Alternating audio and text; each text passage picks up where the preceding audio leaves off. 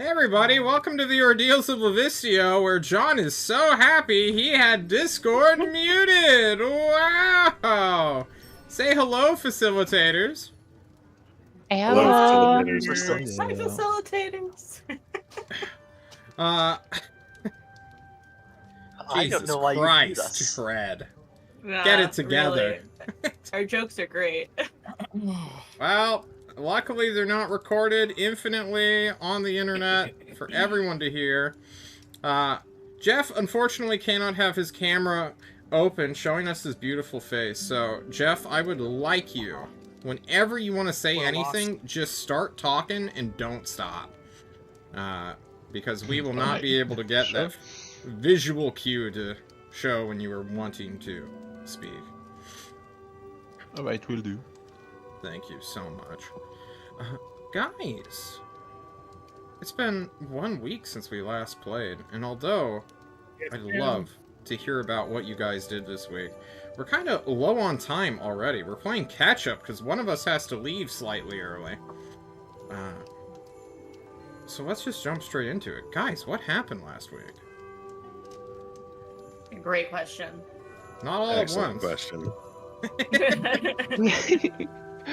We had our mysterious Sylvan, maybe even Fey interloper trying to tempt one of our party members with promises of being more than just a dog, of being a person unto their own, if only they would consider siding with her and not the prince. Yeah, Let's say Ballsy I got had, called a dog. Like, Multiple times. multiple Let's say times. I had a professional proposition, Yeah, something real like that. professional. Yeah. You got a girl's number. My notes say Felix fucks around with Malrot. Yeah. That's one way of putting it.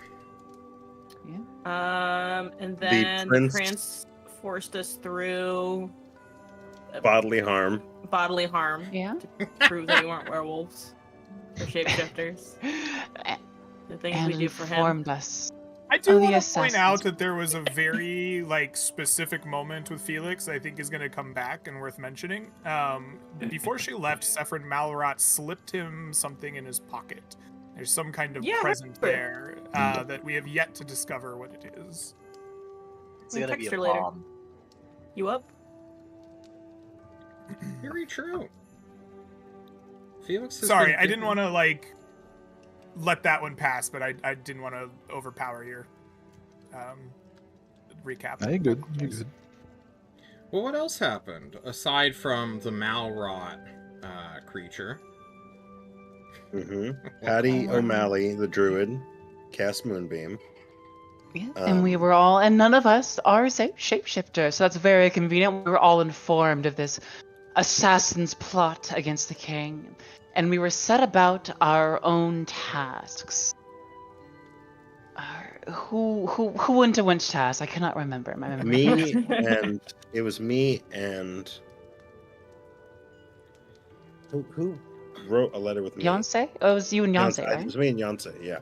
Yeah. Me and Assisting Yonsei the worked king on and writing a a letter letter. to the good old Red Blade. I've been the upgraded. prince. Beyonce was not helpful at all during that endeavor.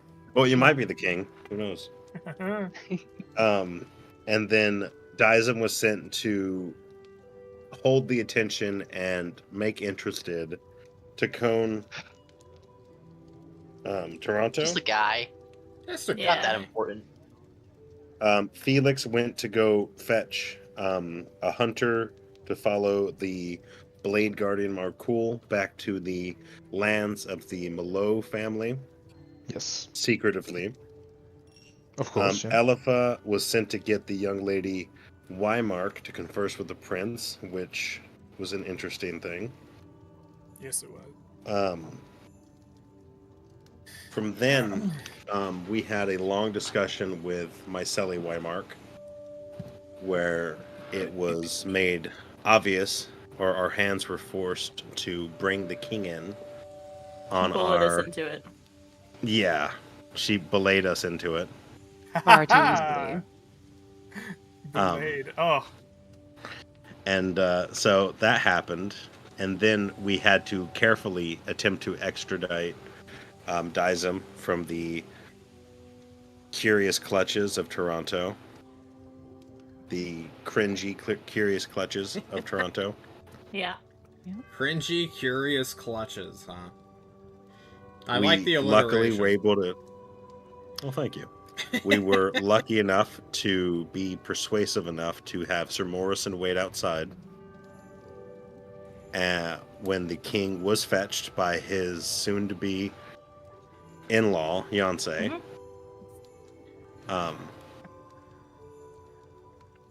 That is the And- It's a long con, man. It's a long con. A dark... Second in line to the throne soon. Yeah. And we told the king. A And scary... the king, in no uncertain terms, told us, pretend like you Well, didn't this is a tell me. conversation, between the... Yeah. I did Told find the that very prince. interesting. We're all hanging out in In the no hallway, uncertain terms. looking really cash, not We're just playing- suspicious at all. playing cat's cradle with Sir Morrison while... Yeah.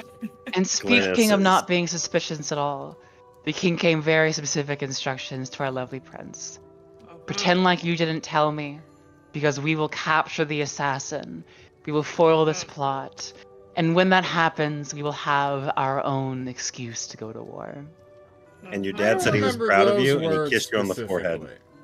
specifically. That's almost a direct quote. Yeah. Is it? So, not that you remember, Yeah. John, because you were Wow. very sleep deprived. But we're pretty sure now that the king is the shapeshifter. The king is Like- the shapeshifter. Like 60% sure. I do want Do to you want point to cast out Moonbeam on the king? one Yeah, let's thing pass in the- particular. Now it's my turn to talk, alright? Mm-hmm. One thing that the Yeah, you king gonna explain did yourself? have entirely wrong was who was giving Glynis bad advice and good advice. I do have a Oh, yes, distinct that's true. memory that Yeah. Yonsei was the one who was telling Glynis to get the king involved, while Elva was not. She wanted Glynis to be more conniving and secretive. And the king, for some reason, maybe just a big misjudge of character, or maybe he was doing a funny, Who's or to truly say? maybe he just doesn't know or care about your best friends for hire, Glynis.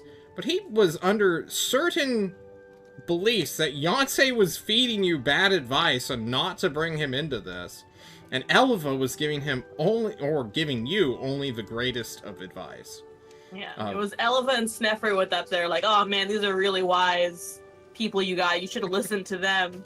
In my defense, I did say we should tell the king. Okay. My name wasn't even in the Sir. king's mouth. I wasn't even considered as an advice giver in this situation. Daism, listen. Geisem was highlighted as being the prince's pet. Yeah, but not by the king. It was by a few weird people. Yeah. It's really strange. Really party. met like the worst people you would ever want to meet at like a house party. Out of I do curiosity, think that go for it. I do think that the king's view of what is good and bad advice might be a little biased towards, a certain outcome. I'm not entirely convinced that telling the king was actually the good thing to do. Well, the king seems to think so. I'm sure The one's in the- charge of the country. The king Oh yeah, that's right, the king. thinks so.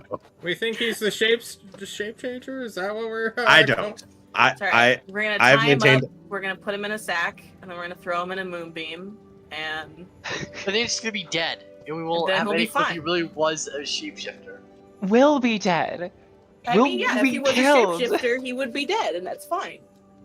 It could just be like a Oh. changeling. Like there's not even You not special like the shapeshifter? powers with them. What do you say the shapeshifter? They're just a He dude. said. He has nothing to say. Alright. We're glad your cat doesn't understand human language, because that would be horrifying. But guys, our party zooms in on the morning of the 3rd. For after the king's conversation, you guys were so tired, some of you so stressed out, when the king got up from the room and left and said, "Alright, it's bedtime," at least for me, he and Sir Morrison retired for the evening from the party, and didn't even get to watch the guests really leave the castle, some of which had to be carried out by servants. for their excess of alcohol consumption had made them blackout fools. But for you all who live in this castle, live in this court, I would like to bring the party together the morning after the party, where you are all surrounding probably a kitchen table inside the kitchen itself that is supposed to be used for food preparation, as a chef who notoriously ignores everything you guys say because that's his job, is just working on breakfast for everybody. What if he's the shape changer? He's just like the most unsuspecting person who actually listens in He's on been all getting of our us plans. every single day. Sorry. The reason is he's always a step ahead of us because he always hears our plans before we execute. I feel like we might need a slightly more secretive location to discuss how we're gonna deal with this. Yeah, I agree. No, I trust him. I think Beyonce we go on a is morning hike. hungover Maybe someone and is drinking a bottle of a wine. moonbeam or something. Little hair of the Gotta dog. hydrate, gotta hydrate in the morning. Exactly. That's how you deal with Yeah. it. He's like, I don't know why, but like after a bad night, if I have more wine, I feel better. Crazy, man. Yeah, it just makes Crazy you how that alcoholic. works. What? What's I don't know what chemical that is. dependency? We haven't discovered that yet. Every time I stop drinking, my hands start shaking. Can't play the lute with my hands are shaking, you guys. But So yeah, just so do we excited want to to drink find again. a place perhaps a bit more secluded than this? For privacy reasons, maybe we follow the prince on a morning constitutional outside of the castle. What if we all That just would be- hang out in your room, Gilly? Maybe you could follow us in training, as in we're not really trained, but discuss. I'd be amenable to that. Let's, I suppose, take a constitutional to the training grounds, as it was phrased. Okay. And yeah, I guess we can find a more secluded, like, I don't know, maybe we find like a spot in the, like, there's like little woods in here, right? Oh no, those are in the old town. I don't know, maybe we just find a spot where we clear out all the servants, be like, piss off, we're gonna cross swords. Beyonce brings the wine. Sure. They're ready. And, yeah, You have a problem, man. be more secluded. I don't got problems. I got solutions, alright? You ready for them? I don't have problems, I have solutions. The six of you head on out into a private room, chamber, area, parlor, and or outside. It's up to you. Where are you all? Wherever the prince goes. Gwyneth decides Falling something. behind, not looking suspicious at all. Bunch of youth, Just- that's no good. Probably outside. I think that it was suggested that we go on a little hike or something. Perhaps we hike down to the Oh my like. god, hike? Yeah. Beyonce's gonna die. Just so Greg knows, this fortress is not 25 miles wide. This is a singular keep that is essentially your private grounds here. There's forests, there's little rivers where you played as a child and where you went fishing. If you want, I can even show you the beginning of them within the castle. So there are... Yeah. I would assume that if there's like a fishing spot that I am familiar with, that's a great place to go, right? We can like hike to where I used to catch little carp or something and like have a morning of clearing our heads and a spot that is ours and not frequently visited. Yeah, you head on over.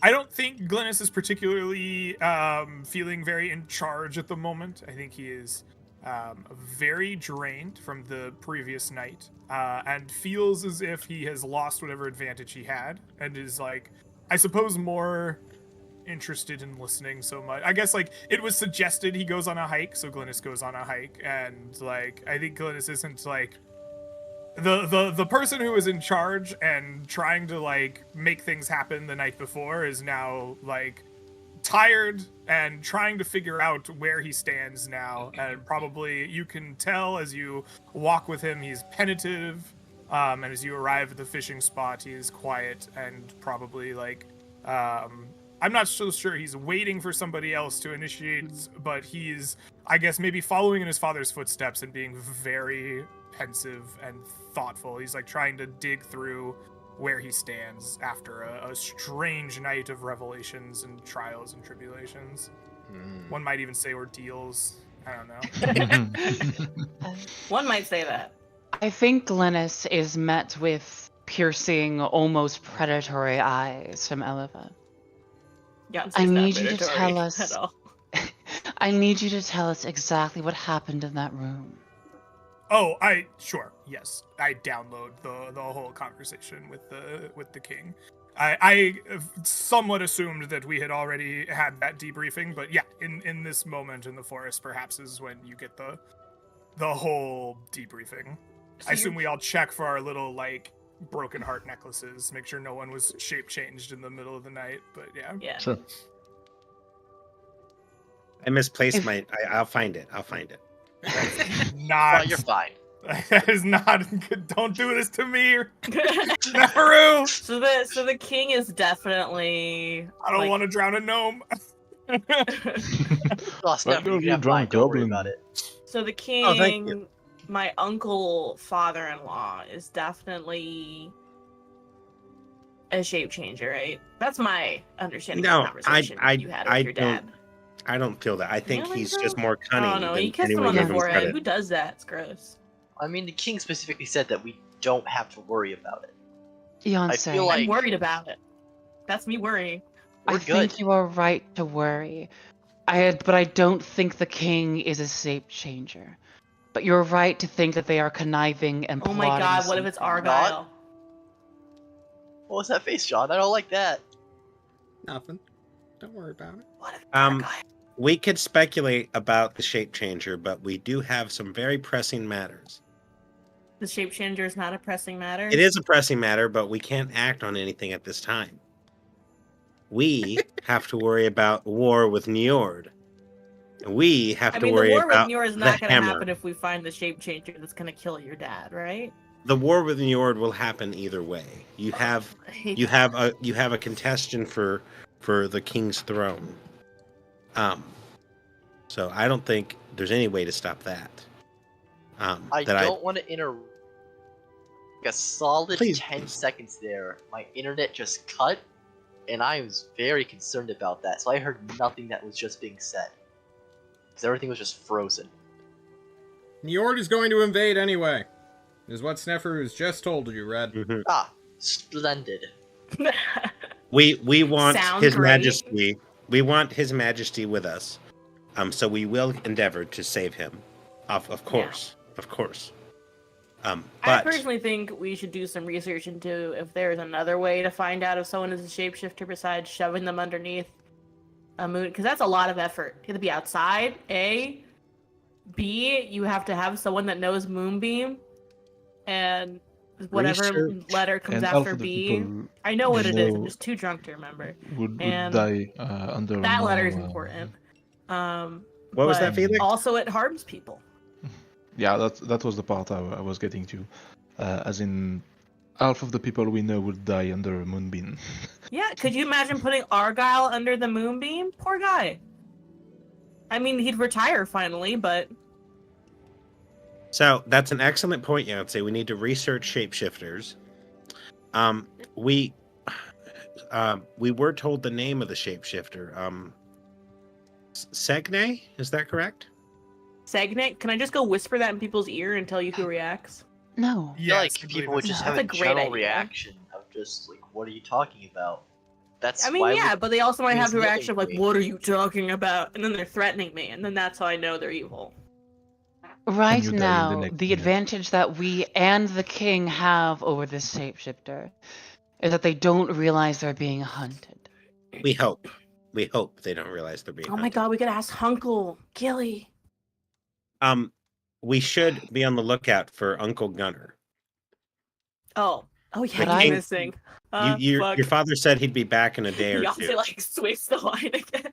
He did. To be which- entirely honest here, I don't know if the king or Uncle Gunner or anyone in the court has this country's best interest at heart. If I'm not we li- I'm prevent not- the I'm- assassination of the king, there's a good chance the king goes to war anyways. And No, I- Sneffer, it's gonna hurt your beautiful brown nose and ears. No, I mean, I think war is inevitable just based on the current political climate of Njord. I just don't want His Majesty to suffer because of that. And I'm not listening when you say that the king does not have the country's interest at heart. I'm not listening to that. It's really weird how people respond to that like it's treason or something. It really feels like a normal conversational point for me and the people that talk to me. But I guess it's really weird to other people. I don't know. Because it's Like treasonous, imagine but our for kings you, as it's your being destiny. zealot of the people. Then Snefru, you What was can that, at Felix? least. Oh, go ahead, Felix. What? You Felix has mutter something? thanks. We didn't hear you. Why you Oh mutter? no, I was, Felix. I was saying we like to imagine our leaders as zealot of the people. I suppose you grew up in good conditions like that. Regardless, whether or not the king specifically has their best interests at heart, we can agree that the potential of the shapeshifter infiltrating the court is highly likely. I think we leave the king to deal with this shapeshifter, for they have insisted they can deal with it ourselves, and we look for allies outside of the court. We should definitely pursue communications with the Red Blade as soon as possible. And not just because Elva has a crush on that person. What? What? What? Please, I've never met the lady. We did send the letter, right? The letter didn't get aborted by the king. Okay. It got sent. Then I believe that we are well on our way to doing just that. Should we just go over there? I don't think it's wise to do No? immediately. We were invited. The Blade Guardian did invite us. If you The want to Blade follow after her, Guardian, we can. That's the one. Okay. Well, I've sent a letter with instructions and a plea. I do not think that the first thing we should do is run immediately to our only potential ally. It could give away the game, so to speak. But I agree, perhaps we have, 2 months for the Great Thaw? Perhaps there is time before then to meet with them in person. I think that we could be preemptive, Your Highness. We know that Baroness Malo, she's a baroness, correct? Countess. Countess Malo, my apologies. We know that she has a current displeasure with the Lord of Coin Ravel. Maybe we could talk to him on her behalf, especially to get the funding for the roads you mentioned. I think that is a possibility. I've spent some weeks with Ravel learning of his ways. The one thing that I fear when asking for help of a high-ranking member of the court is that we speak to Ravel thinking that he is a simple man who is obsessed with coin and making the country run, and it turns out that we are divulging our direct secrets to the enemy. I was hoping... Vel's the shape change. That's an excellent point, Your Highness. We could make a play of it, though. Ravel sounds beseech like an audience with Ravel to impress upon him the needs to bring Countess Malo back into our good graces, for she could very well be a marriage partner. It accomplishes the goal and keeps the secret a play. I like this idea. It could very well be the coin, or it very well could reach our goals without divulging too many secrets. This sounds like a good idea. I heard the tales of the unfortunate Baron of Bulia that we chatted with. I think we can safely abandon him as an option. So, Whatever for? pivot for general creepiness. Oh. yeah. You know, there's devils and demons and, hard men of military disposition, perhaps we could deal with, but there's certain pests upon the populace that just are beneath negotiating with. He seems What to be if one of them. we make a fake gambling ring and make them lose a lot of money just to us? I feel like that might spend a little more time than we have to spend right now. Okay, so we're not focusing on him and we're not focusing on the shapeshifter. I believe Elifa has a good point. We leave the shapeshifter to His Majesty for now. But what if that's what they wanted in the first place? And then they With all due respect, if the king is the shapeshifter, the battle may already be lost. You So make we fair focus on points. the war. Oh, what if it's Johan? How he dies all the time. We could spend all day speculating who it might be I would and love what to they do that. could gain with this. I'd like to do that too. Or we could plan on what to do with what we currently have. Excellent Just point, fuck Dyson. all, literally. We have No. a lot of information. We know Yes, that we we're do. going to be invaded Great. soon, and we Uh-huh. know that That's we not can't trust the comforting to me. court. So if you can't trust the court and you're going to be invaded, what do you do? That's what we currently need to think. You drink wine go- and you cry. You go to That the is That's people. what not losers true. do, and That's we're what losers not do. losers. I'm in Uh, agreement that we should talk to the Masters of Coin. Yes, Oh and god, alright. and we should research if Emil Hammer has any known weaknesses or if he's lost to anybody. Do you get like a gambling addiction or something? I'm really into this gambling angle, you guys. Well, I'm curious. He's very devout. I need to research that. I think Without researching your into food. our potential invader is a quality endeavor. I would recommend doing so if you believe you can find some kind of weakness of him. I believe raising coin is a matter that we will need. If we take the king at his word, or if we disbelieve him, it leaves us in the same place. We must act as if we are in control of readying the country for war.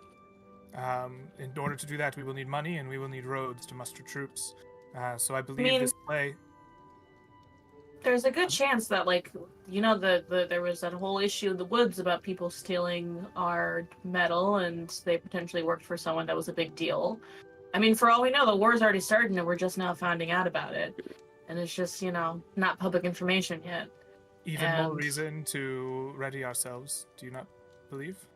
I mean, I do. I just think that maybe the shapeshifter has taken a very prominent position and is using that position to, either divert our energies or, send in people discreetly to just kind of rustle Would you things have up a me little do bit. something other than prepare for war? What other action do you propose? I would like to avoid war, but I understand that might be out of our hands at this point. And so my other option was just to lay down and give up. But, I mean, if you have a job for me to do in the meantime. well, Would we like to assassinate all members of the New Yorgic royal I'd be fine with family that, except yeah. for our allies? And these are the solutions that I see that avoid war. Gotcha. well, as that is There- currently not possible, Elifa, what do you think about trying to jockey and play to get Baron Owen Jacobus up to the northern border? He's made a name for himself recently for marshaling troops down at his Fort Ostone. It may be Oh, worth that guy! it may be worth finding out why he is frightened so. If it is simply out of a overabundance of caution, then having him on the correct border would certainly be an efficient use.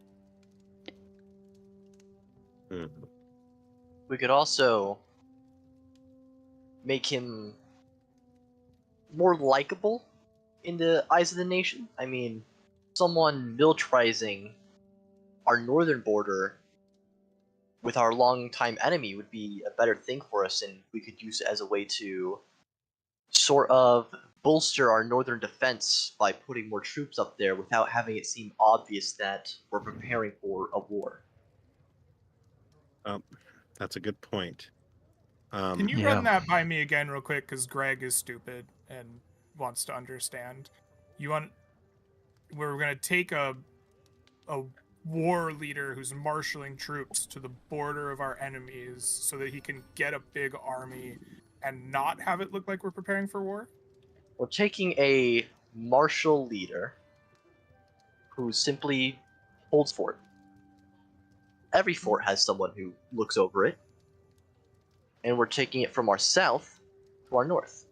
Oh, so we're gonna just We're put just him switching in a positions. different fort.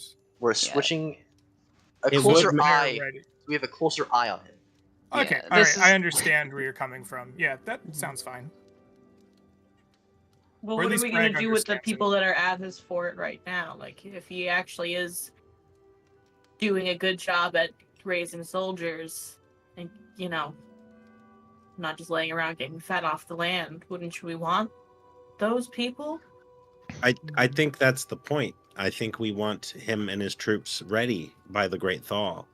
So, do we send him an invitation, a writ, a letter, something social, I something? don't see how moving him can in any way not look like preparing for war.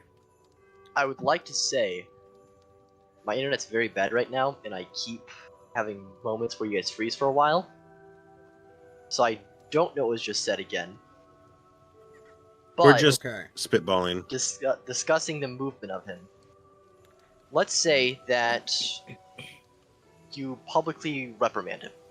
Say that he's a little too hard on the troops. You move them to a closer fort so that we have a closer eye on him. But in private, we let him know that he's good to keep doing what he's doing.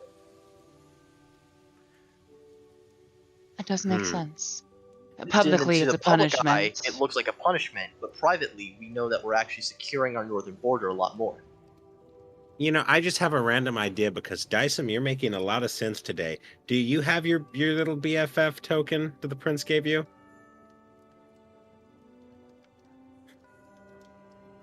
Uh-oh. Did we freeze again, Ah. Red? I Yeah. think he froze. Yep. He froze at the I don't worst know what moment. what's happening. I'm trying my best. My internet is dying today. Check your downloads. Make sure you're not I- That was a downloading it. good joke, by the way. Like I I have a small proposition before we move on to another point of order, Your Highness. On the Lord Jacobus situation, could we not publicly invite him to do a thorough cleansing of the monsters in your sister's territory?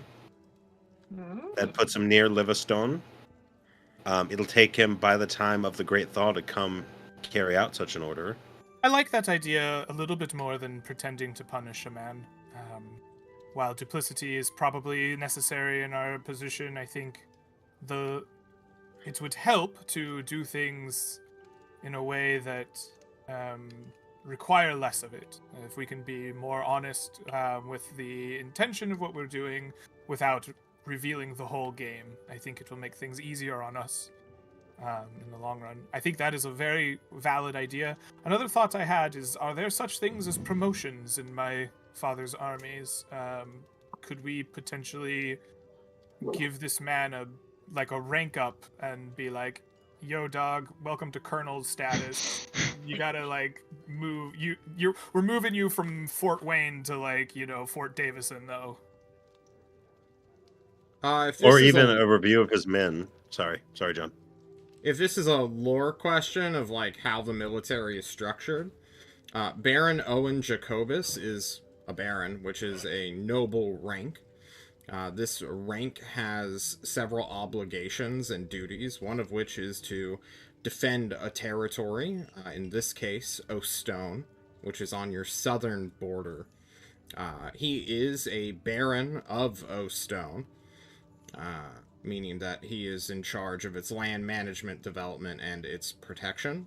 You could, in theory, promote him, but he would have to either become or gain more territory to manage, and thus have barons under him, or more men under his command. Or he could be elevated to a count, which is like a higher management position. who oversees several barons. But there is no, like, private, or not private, standing army-esque system in this feudal world right now. Mm-hmm.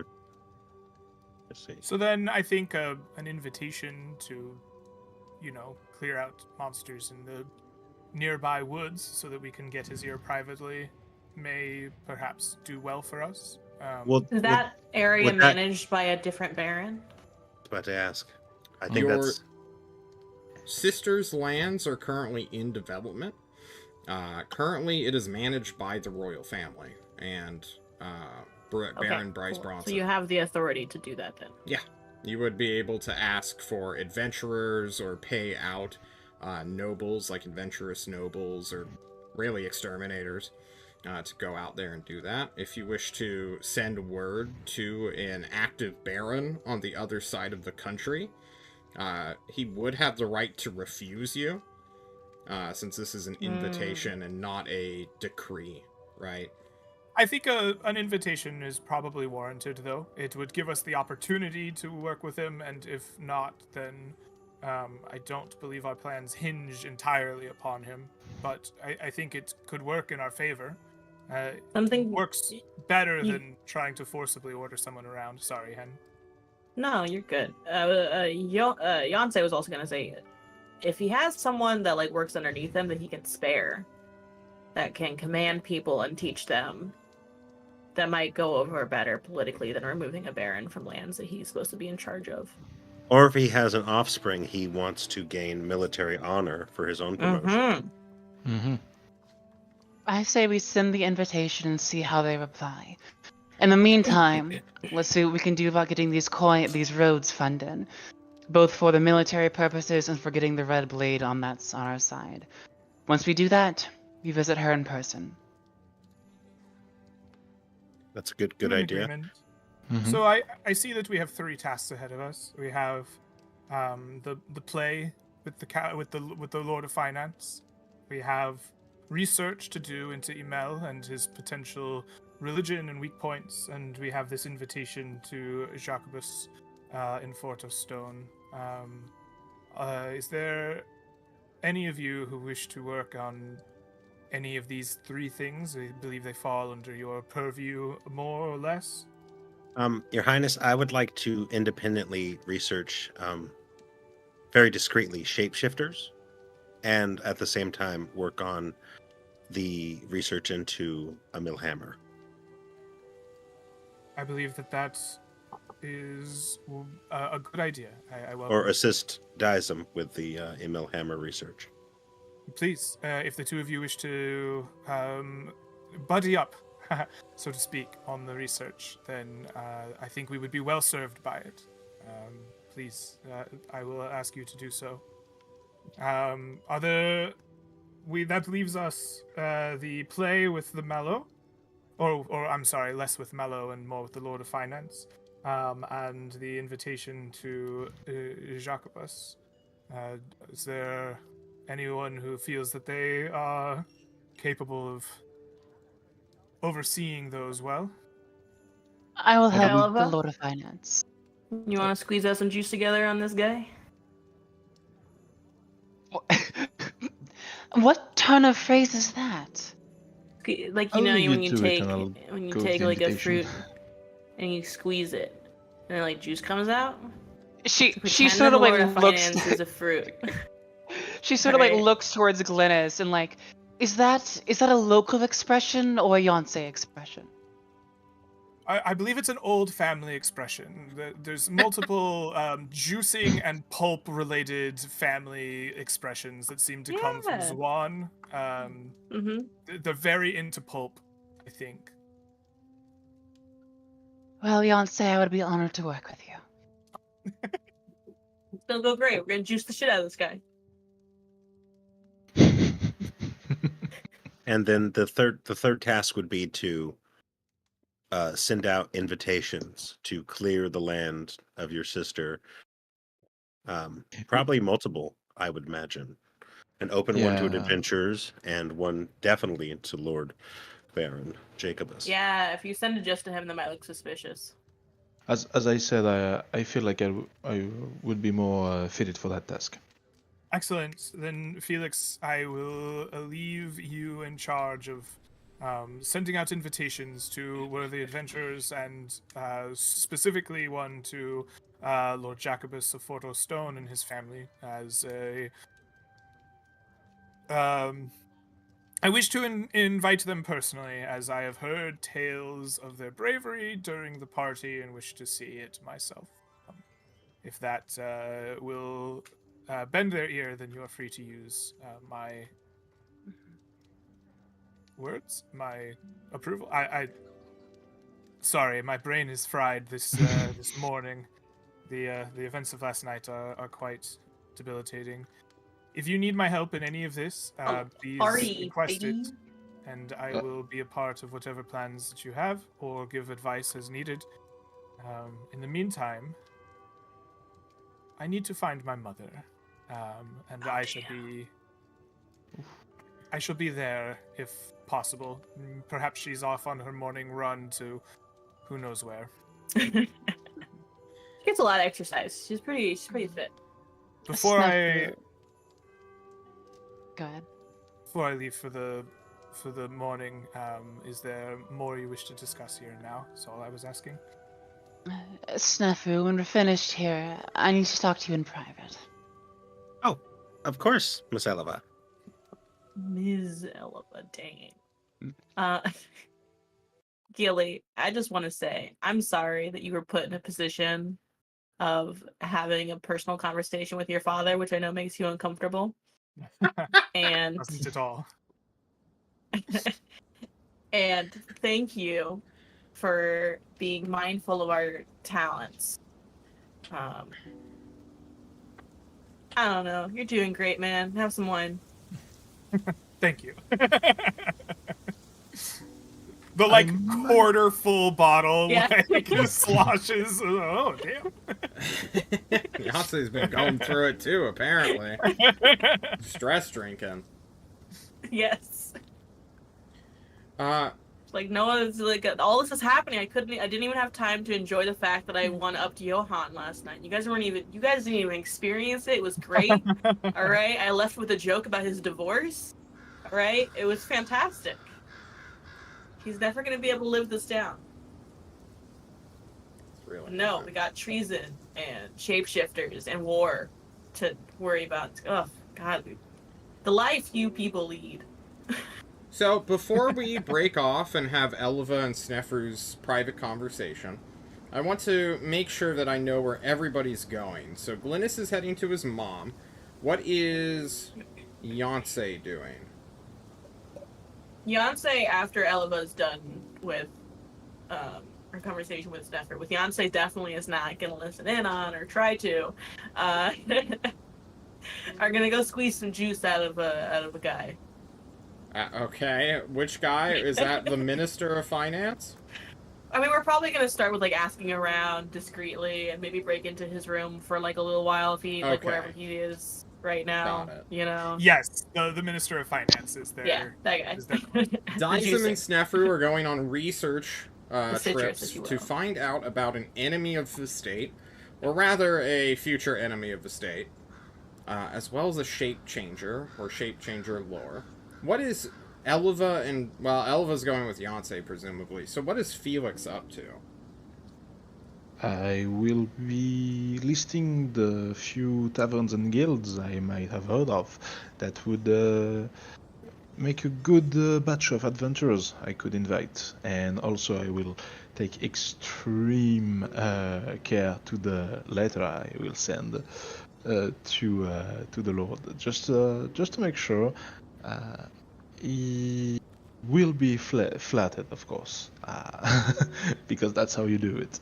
This is how we learned that Felix is just the most charismatic of all of us. He's got the honey true, words. Honestly, no. I think that might. Let's look at the stats. I think that's true. To make sure I know 19, where this excuse me. letter is going, this is for Owen Jacobus, right? Yes. So yes. So Owen Jacobus was somebody who was marshaling troops and kind of being a fighter, right? And so I think that the in theory, Felix is going to write the coolest letter ever on behalf of myself and say, like, we, the Glynis, Marchette, and the royal family invite you to partake in this posting of, adventurers that are going to clear out the lands of the Sisters' Barony. It seems that monsters have become more of a problem in it, whatever, and, like, we have heard of your martial prowess and determination, and Glynis is excited to see you and your family's, like, dedication and, like, your Okay. whatever it is that makes them feel good about what they're doing and try to bring them up. So that Keen to witness your glory in person. So that exactly. So that we can, like, get them close to the castle to either talk to them or to, like, just have them nearby in case of, like, massive monster or massive invasion. And just to make certain, Felix isn't delivering this himself, correct? Oh no, I no, don't no. believe so. I just think he's overseeing the process of these Yes. postings in this letter. Okay. Just so you guys know, it is about a 450-mile march. This letter will take time to get there, and then a response to come back, just so that we're all aware. If you were wishing for a conversation with the man, it obviously would be easier to just travel down there to speak I with him. think the Yeah. larger point is we're inviting him to come to us. So that, like, Okay. let's say it does take a long fucking time, then, like, he's here when the shit goes down. Okay. And he Right. might refuse us. And but if he it's- refuses us, he refuses us, whatever. But if he gets here before the shit goes down, now he's close, and we could talk to him if we wanted to. And it's also part of a larger play to ready other parties, adventurers, things like that in the area. Yeah, we'll have men of To arms. bring them in the close area. under the guise of, Hunting you know, monsters. exactly. Gotcha. So I have one letter sent to Malo, who I want to remind everyone is in Lorna, or Lerna, however you wish to pronounce that, which is about Lorraine? half the distance, if not less. It's about 4 days, I want to say at a decent pace, but like a 2-day rush along a horse or a horse's sprint could make this trip. It's not the biggest of distances. So your letter from Malo should be received on the 4th or 5th at the latest, and you will hopefully get a return somewhere around the 7th or 8th. Just so everyone's kind of aware. It's currently the 3rd of February, or Fantasy February, whatever we're calling these months. Might as well just be February. But I will do a note here in black. Letter to Jacobus. Fighting him. Cool. Sefru, Eleva has called you out. Let's go. No, he will patiently wait for privacy to talk with her. Yeah. I think she will take you back to the keep and into her own personal room, just because that's where she feels safe. I called you here because you, like me, are a stranger to these lands. And I would have invited Dyson, but my question to you is, why do you? Wow. So Why do rude. you feel such loyalty to this king? If I'm perfectly honest with you, Miss Eleva, Lady Eleva, is Eleva nobility? From a Are different you country. is that an in character question or an out of character question? Out of character question. Out of character. I don't know. believe she is nobility from Babe Hand, but her last name is Hito. Got it. So it would be Lady Hito or just Eleva.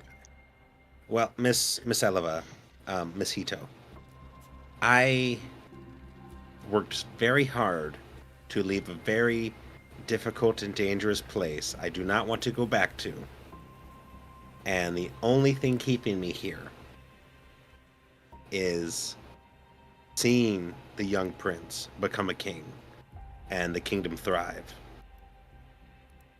And I really don't want to go back to Brimland.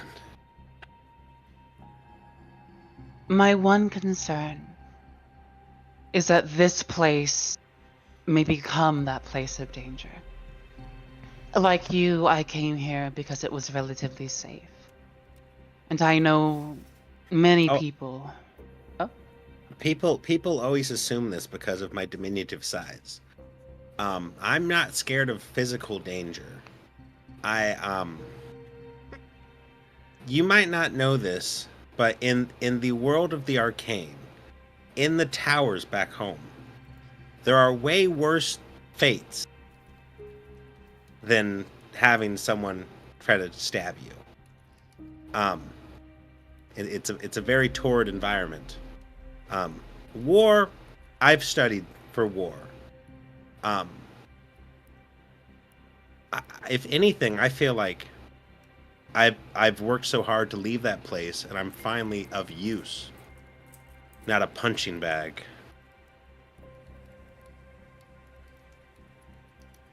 There is So- a chance that we may not be the defenders, but rather the aggressors in this war.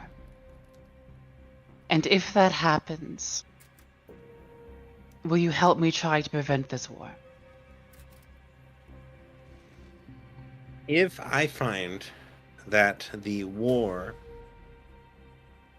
will... How do I put this delicately? I will only try to prevent the war if I think it is in the best interest of who I've been sworn to, Glynis Marchette.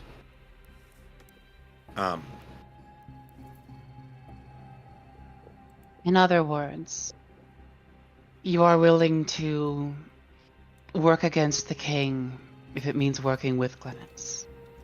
Of course. That is what I'm sworn to do. I'm not sworn to the house of Marchette. I'm sworn to the Prince Glynis Marchette. She looks sort of pleased. And that is a relief. That is a relief. I consider you an ally. We Now, are strangers to this land. Should the house Marchette fall, and Niord be successful in the war, I will, if I survive, probably end up back in Brimland. But that won't happen. No, it won't. You intend to protect your position. I intend to protect my people. And let us hope that our powers combined with Glynis, and perhaps even the rest of us, are able to overcome whatever schemes Njord or our own king may come up with. Miss Hito, I am fully ready to work with His Highness against not just Njord, but any in all countries. Bulia, Baypan, Divinius. They're a territory. Divinus. They're barely a state at all. In fact, they don't even have... Well, they have one court wizard, but he's kind of like an apostate. I'm ready to again. I'm not. There's many types of wizards, Ms. Hito. War is something I've specifically been trained for. Sneffer about to be dropping hella fireballs. I have believe not that is yet your school, correct? Unleash the gnomes of So- war. Snefru's school is the School of War Magic. Oh, nice. Yeah, so Ooh, he is fun. for this. He's not of a high enough circle. No, I'm not of a high enough circle yet. I will have to remedy that. It's true. I'm But glad I- to work with you. Me too, Miss Hito. Now we have many tasks to go and take care of. And Good so talk. it begins. Felix, you will find writing a letter quite easy, for your penmanship is trained. You, I believe, are educated as a champion should be, if only to accept letters or notices of duels specifically demanded against the prince. Not that many have come, but, you know, you're a judicial champion. You're here to throw down on your prince's behalf. My question to you is, do you have anything specific you'd like to add in other than what we've already covered? Nothing much really. I'll just try to, butter it up as much as I can. Okay. Is there anything else you do with your time? For your task will be the fastest to complete out of everyone's here. I mean, I do want to have a talk with Glynis when we have a moment, but I'm not sure he will be very available right now. So I think I'll just wait it out. Just try to. I will try, although, to get as many information as I can. We don't have to necessarily like chronologically do that, right? Like you don't. If you want to talk with Glynis, like we can like zoom into a time either after he's chatted with mom or something, or like a week later or a few days later or whatever like works for you, right? Like we can have that scene if you want one. Oh yeah, sure. I would like to do that then. I guess we can. Yeah, sure. Okay. Out of curiosity, Felix, do you ever check what Malrote gave you before you go and speak with Glynis, or does it just hide in your pocket until the conversation? I do. Oh. I do check it. Oh. Who'd we lose? We lost no, Ed, Steve. I think. We lost Yonsei. Yonsei. That's weird. Well, why don't we have that conversation on the other side of our break? We'll be right back. Sure.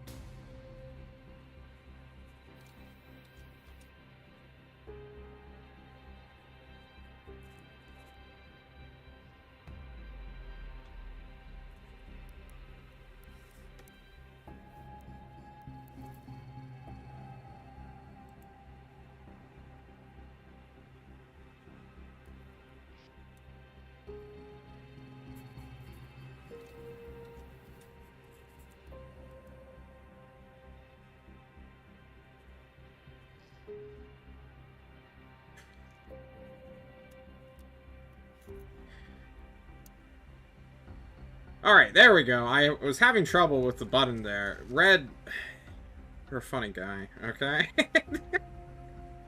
Just saying Oh, more dear. jokes, and it really gets me going. We had left off on Felix and Glynis having a small conversation after the letter is written, but somewhere in the timeline. Our heroes, our story here. Felix, where do you catch Glynis to have this conversation? Well, whenever I can, honestly. I think I'll be on the lookout in the castle just to see when he will be available, and as soon as I see that he's unoccupied, I'll just go and say, "Hey, Hey, my prince, hey, you've been doing what's up, Felix? good in the few last trainings, yes. Can we talk about something really quick? Just to make sure everything is okay. You know. Absolutely, Felix. Yes. My time is yours. Yeah. How have you found your adventures lately? Has the group has been satisfying company? Are you feeling it? To the group being satisfying company, of course. I have my trusted friends and allies and teachers amongst me.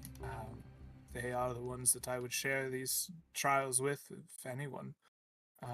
I could not name another I would prefer in my company. For finding these trials, they are difficult. These adventures, the pending war, the uncertainty of all of those around me who I've known my whole life. It is I don't know. It is a trial, to be sure, but I am quite glad to have you and the rest of my companions to lean upon. Well, that's just wonderful to hear. I was just checking in, just making sure everything was going good. Can I ask you, what do you think of my latest performances? If I am cut to the job, you know what I mean? Just making sure. I have no criticism for you, Felix. You are swift to my defense. You are loyal sometimes to a fault, which one could not ask for. You are my teacher with the blade. I'm coming along quite nicely. I believe I rely on you in terms of your martial strength, but also your teaching and your friendship If you are looking for a review of your job, fear not. You are well graded and look to be employed into as far into the future as I can see. Yeah, speaking about that, yeah, I was just wondering if,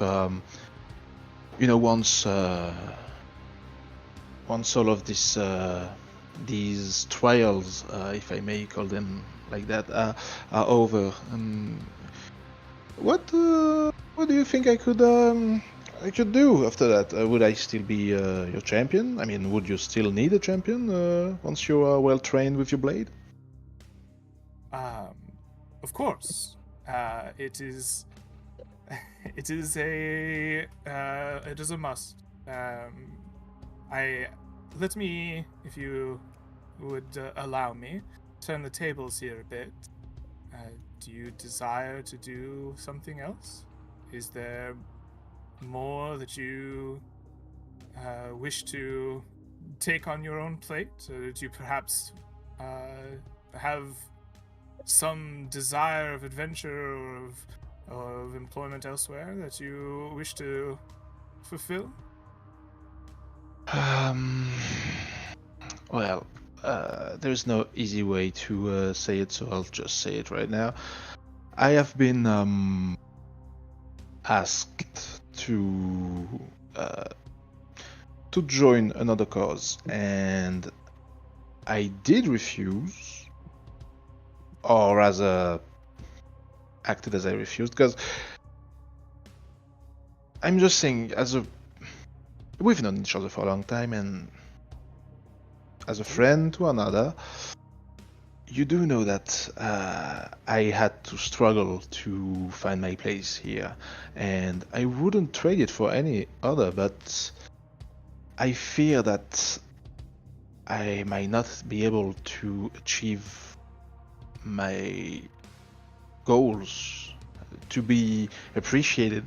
Not that I don't appreciate the work we're doing. I think I'm just scared about the future. What goals do you have? What do you wish to achieve? Well, in all honesty, I just want to be appreciated for my skills, be accepted, and I want to grow in the court.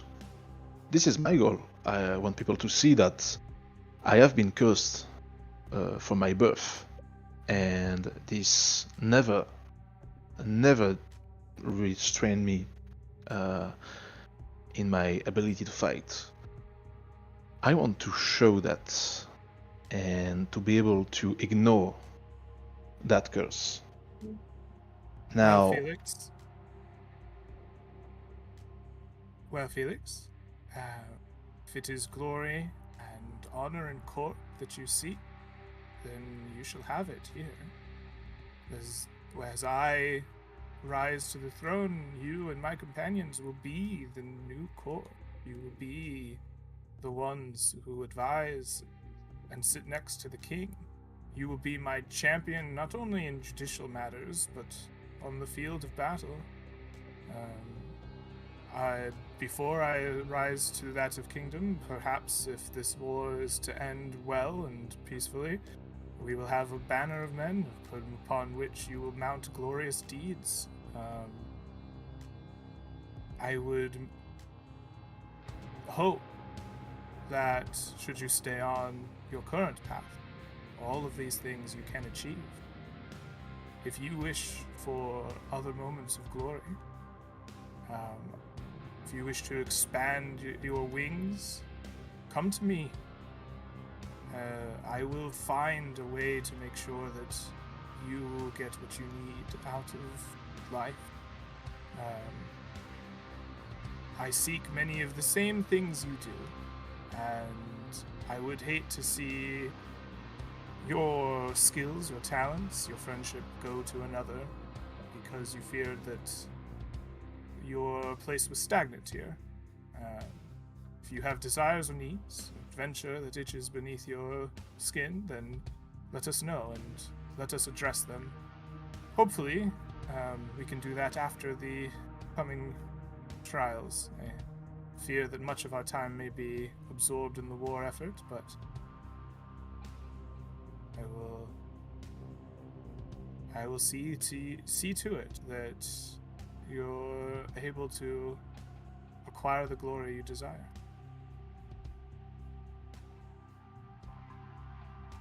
Well, that's all I needed to hear. Thank you. Thank you a lot. Excellent. Now let's do some like sweaty martial arts in the stables so that we can work on my form. Sure. Forgive me for Notably this. not a euphemism. Forgive me for this moment of weakness. Never a euphemism with you, Gilly. No worries. You are forgiven entirely, Felix. I am glad you brought this to my attention. In all honesty, you should know that I will say it correctly. Sephrin Malroe Yes. was the one that sought to use my talents. Interesting. Yeah. You had a just- conversation with her. She seemed incapable of such feats when I attempted to speak to her before. Well, she is not a great speaker, but she does find ways, words even, to be to cut deep. Let's say that. Oh. Well, I appreciate your honesty, and I'm happy that you would choose to stay with me, as opposed to running off with this Sephrin. Now, let's hit those stables. Sure. One last thing. Oh, sure, yes. I won the duel with the old man, right? Felix, I love your tenacity and your willingness to go through that, but I have to say, in this case, I do not believe you came out on top. However, I am sure that as we train more, as we go through the trials in front of us, that you will win the next one with him for sure. I see what you're doing. You are challenging my my perception. I appreciate this, and of course I say it in a very sarcastic way, just to make sure that Glynis knows that I understand what he says, but I am keeping faces, you know. And just, you passed with flying colors, Yeah. Felix. Well done. Now, let's get to the training, those shall we?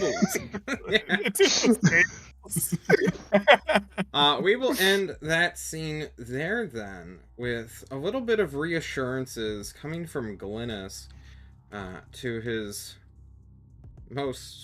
one of his most favored servants. Party, we are going to sort of wobble in and out of the chronological time here. John is going to try to take this somewhat day by day, but we are going to have some nebulous events to at least knock out some of your research and some of your investigations here. Why don't we start with Snefru and Dyson, because those are likely going to be the easiest in terms of research checks. We'll actually roll some dice. We haven't rolled dice in forever, guys. I love rolling dice, but you wouldn't think it. How heavy. Oh, Not as much as you love casting spells. I love casting spells. Snefru, Dyson, you two are studying Emil Hammer of a Njord, not executive, nobleman, I suppose. You probably won't Champion. find him in any books here, but research can come in more than one way of just like, John, I head to the library. Is there a book about Emil Hammer? No, fuck. You know, research can be done in multiple ways. So I'd like to open the floor to you two and see, which do you want to study up on first? Shape changers or notable noblemen? My idea to research the shape changers was to research, like, if anyone asks, why do you need these books or this information? Oh, well, you know, we had monsters that were coming in to the country recently, so I'm just researching monsters in general. There's also the case down in the supposed werewolf. So I don't want investigating that. I don't want to walk around saying I'm researching shapeshifters. No, I kind of want to be delicate about it and say I'm researching possible threats to His Majesty. So for Emil Hammer, my initial thought was to look for retired guard or veterans or warriors who might have heard the rumor mills or even served in with or against Neordian forces previously. I knew a guy, but he disappeared. You knew it. Oh, true. Rip Gunner. Wherever he is. MIA. Rip Gunner. MIA. Because he's someone I would have looked to. So yeah, my idea was for Emil Hammer was veterans, Neordian people who might, if we have any Neordian people, I guess we wouldn't. Yeah, my initial idea was veterans, and then for researching shapeshifters, I was going to look for any sort of, I wouldn't say encyclopedic knowledge, but just any books on any sorts of monsters that have various phases, moon phases, evolutionary phases. They start one way and they end up a different way. Yeah. Why don't we start... You know, the way you're going about it makes it sound like you're using people more than literary tools. Why don't we have a charisma-based investigation check? Got it. If Dizem is helping you on this, I will allow him to give you advantage. Or if he's doing a different approach... no, I'm going to probably specifically help Sneffer with this, because I'm not really good on my own with this type of stuff. I feel like I'm really good at helping these type of circumstances. Okay. I'm in a strange place. You're a strange guy in a strange place, and honestly, your presence alone, as well as your behavior towards conversations, does put people... It kind of disarms people, for sure. So let's see it as he helps you here, Sneffer. How do I change my role into a charisma base on investigation? Don't on Roll20. You would just do that quick math. If you're proficient, you'd add your proficiency bonus, and if you have a charisma so bonus... +4. +2 and +2. Sounds good. If you have a number roll. that's equivalent to a +4, you can just roll that instead. That would be better for me. +4. Religion does it. Okay.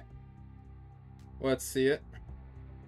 On a 16, what can you parse with that? I think you'd, go check the local watering holes. It's a day after a town/countrywide festival. A lot of travelers are here in general. And you start speaking with some of the adventurous folk who are more military-minded, we'll call it. These are mostly boat guards, like riverboat guards, or cart hands. Not cart hands. What are they called? Caravan hands. There we go. Who accompany traders and merchants from different countries to come here. And you start asking about, notable stories from the north, where monsters are and trophies are found. And you get, out of almost a day of literally, bribing people / schmoozing them up. Not bribing in terms of money, but in Drinks. ego stroking, drinks. Yeah, simple questions. You ask about the Njord hammer, the king's gavel, as he is known.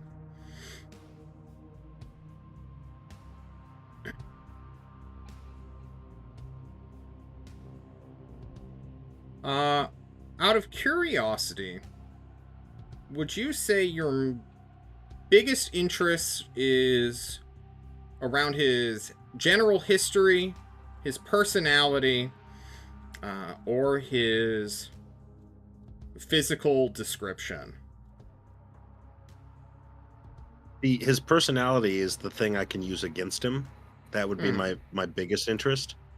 But I need to know what he looks like too. So I'd say his physical. I got a lot of his history from Fagard. Yeah, Vigor. Or Vidar. Vigard, Vigor. something like that. We got a lot of the history about the gavel from them. So his personality, I think, is key in using it against him, if possible. And then what he looks like. Okay.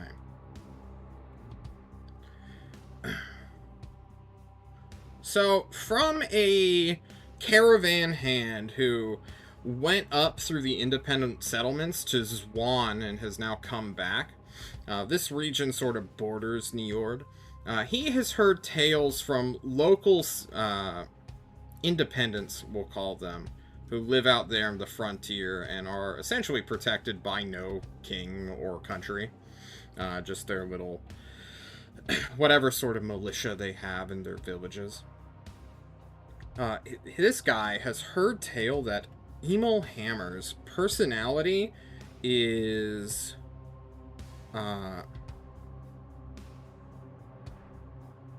beyond honorable, I suppose would be like the one character trait that this guy has heard about. He is so honorable that it is almost a caricature.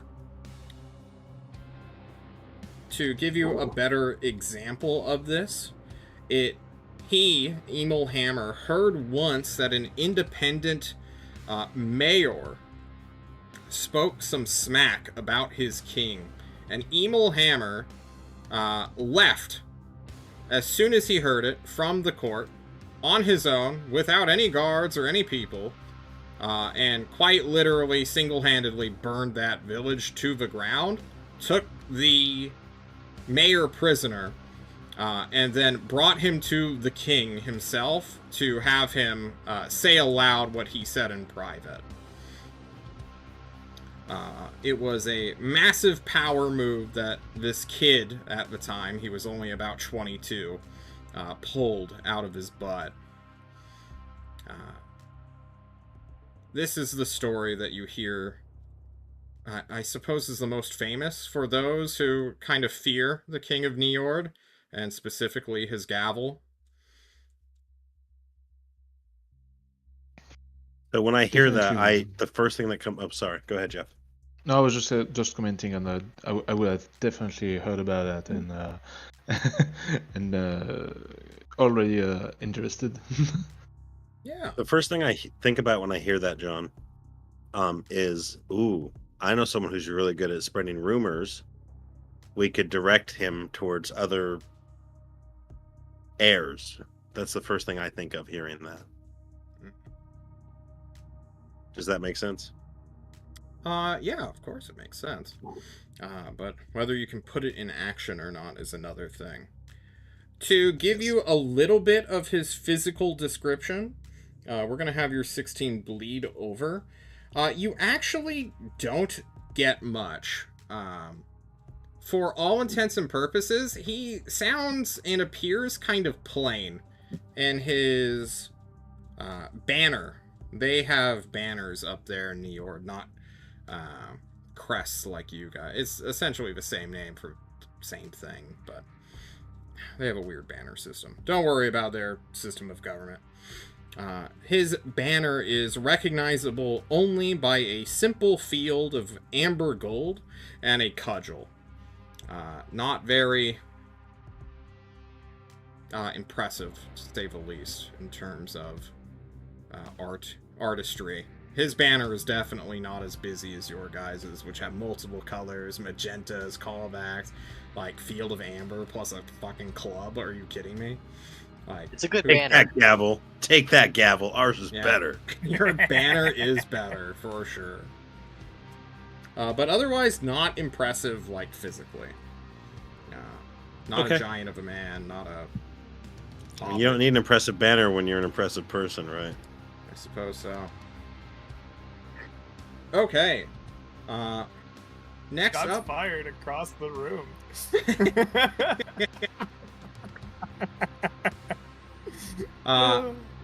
Next up is lycanthropy / shape changing. I want Dizem to lead this one, if you don't mind. Dizem, how are you going about figuring out shape changers specifically? This is super, super weird for you. Well, I feel like since these are things that have existed for a good amount of time, there's a good chance that they would be inside of a library or book. And so to gain more knowledge about how to deal with them or what types there are, what they can do, this would be a time to go into the library and look through books about monsters and other things to learn about them. I will give you a history check to sit down and start reading books. Snefru undoubtedly will be there to help you out because, well, you're a fish person Otherwise, who isn't used to reading these booky letters, you know? I am not proficient in history, and I actually have a -1. Well, So it's gonna be a blast. let's see if you're a lucky guy. With these stats, I'm not.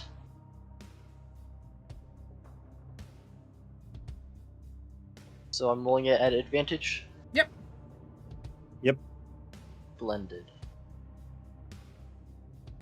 An 18 is pretty good, hey, 18's... It's not pretty good, okay? That's a 19, that's really good. that's There's only nice. one Yeah, number it's pretty higher I good. could have gotten. though. For It's sure. the best I could do. You know. You start reading about shape changers, and who doesn't know about lycanthropy? Everybody's aware that werewolves and monsters born of There she Tiamat's is. dreams were sort of conjured into being at the dawn of time, essentially, to destroy civilization and to haunt humanity. Specifically of giving them that, oh, nobody's safe, there's a werewolf amongst you, a shape changer, here to undo the establishment and burn down this village, or kill everyone in a village. You hear read all sorts of tales and horrors about it, but you also read about the noble lycanthropes, such as the werebears, who in this territory are considered semi-divine beings, I suppose.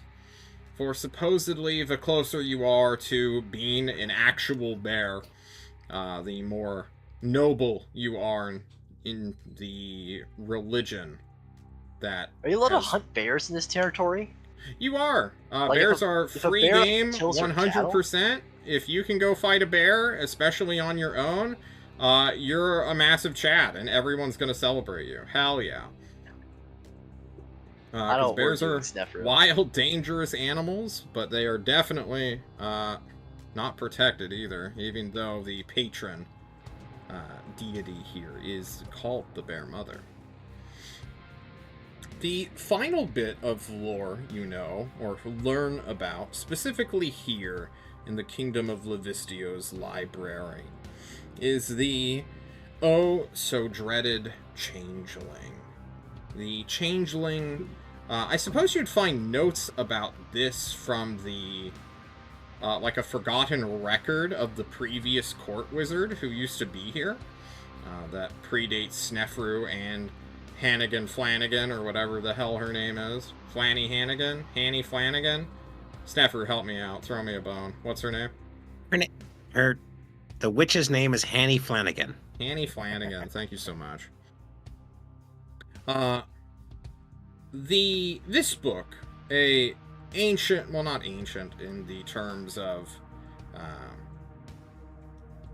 when it was written, but the paper it feels, or paper that it is written on, is notes specifically around the alchemical creation and sorcerous nature of changelings. Shape changers who are supposedly fey in origin, or some are, that are a concoction of mortal life and magical liquids, which allow a creature to take the form of essentially anyone they come into contact with. Supposedly, all a changeling needs to do is observe a person for a little while, and then they can make a relatively accurate depiction of that person.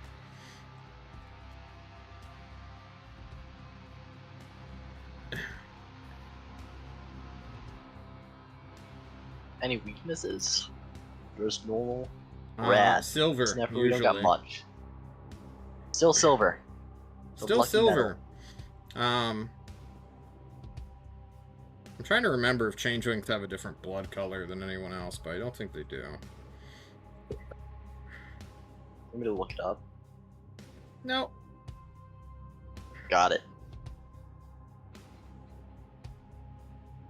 God's checking it.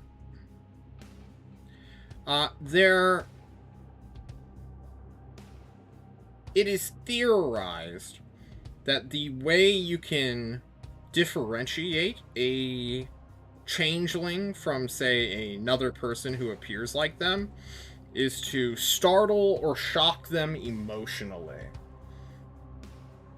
You can always tell a changeling apart from a human based upon their facial expressions or their reactions to certain acts, because a changeling does not apparently understand human sensibilities, as it is quoted.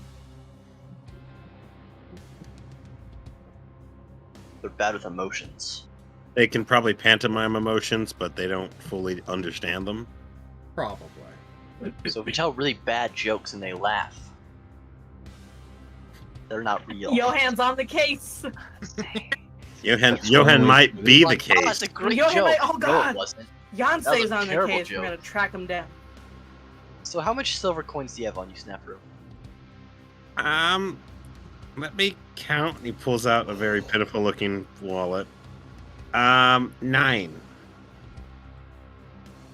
I don't have any silver on me. I just have gold, which is not as pure, apparently. Well, I'll give you a silver for a gold. Here you go. What a Okay, ripoff. well, I'll do that deal. It's a good deal. I want some silver, you get some gold. Deal of a lifetime. Okay. Let us jump to Yancey and Eluva now, who Can are... I ask a quick question before we move on? Sure. Alyssa, name the shapeshifter to us. Yes. Yeah. Signe. Signe. Signe is their name. Mm-hmm. Does Sigma guys, I male. was reading about changelings and shapeshifters and monsters of historical note.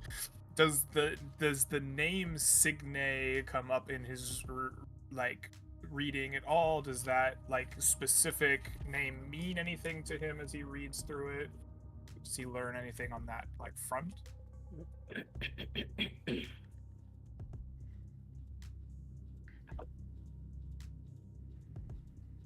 Got an 18. An 18.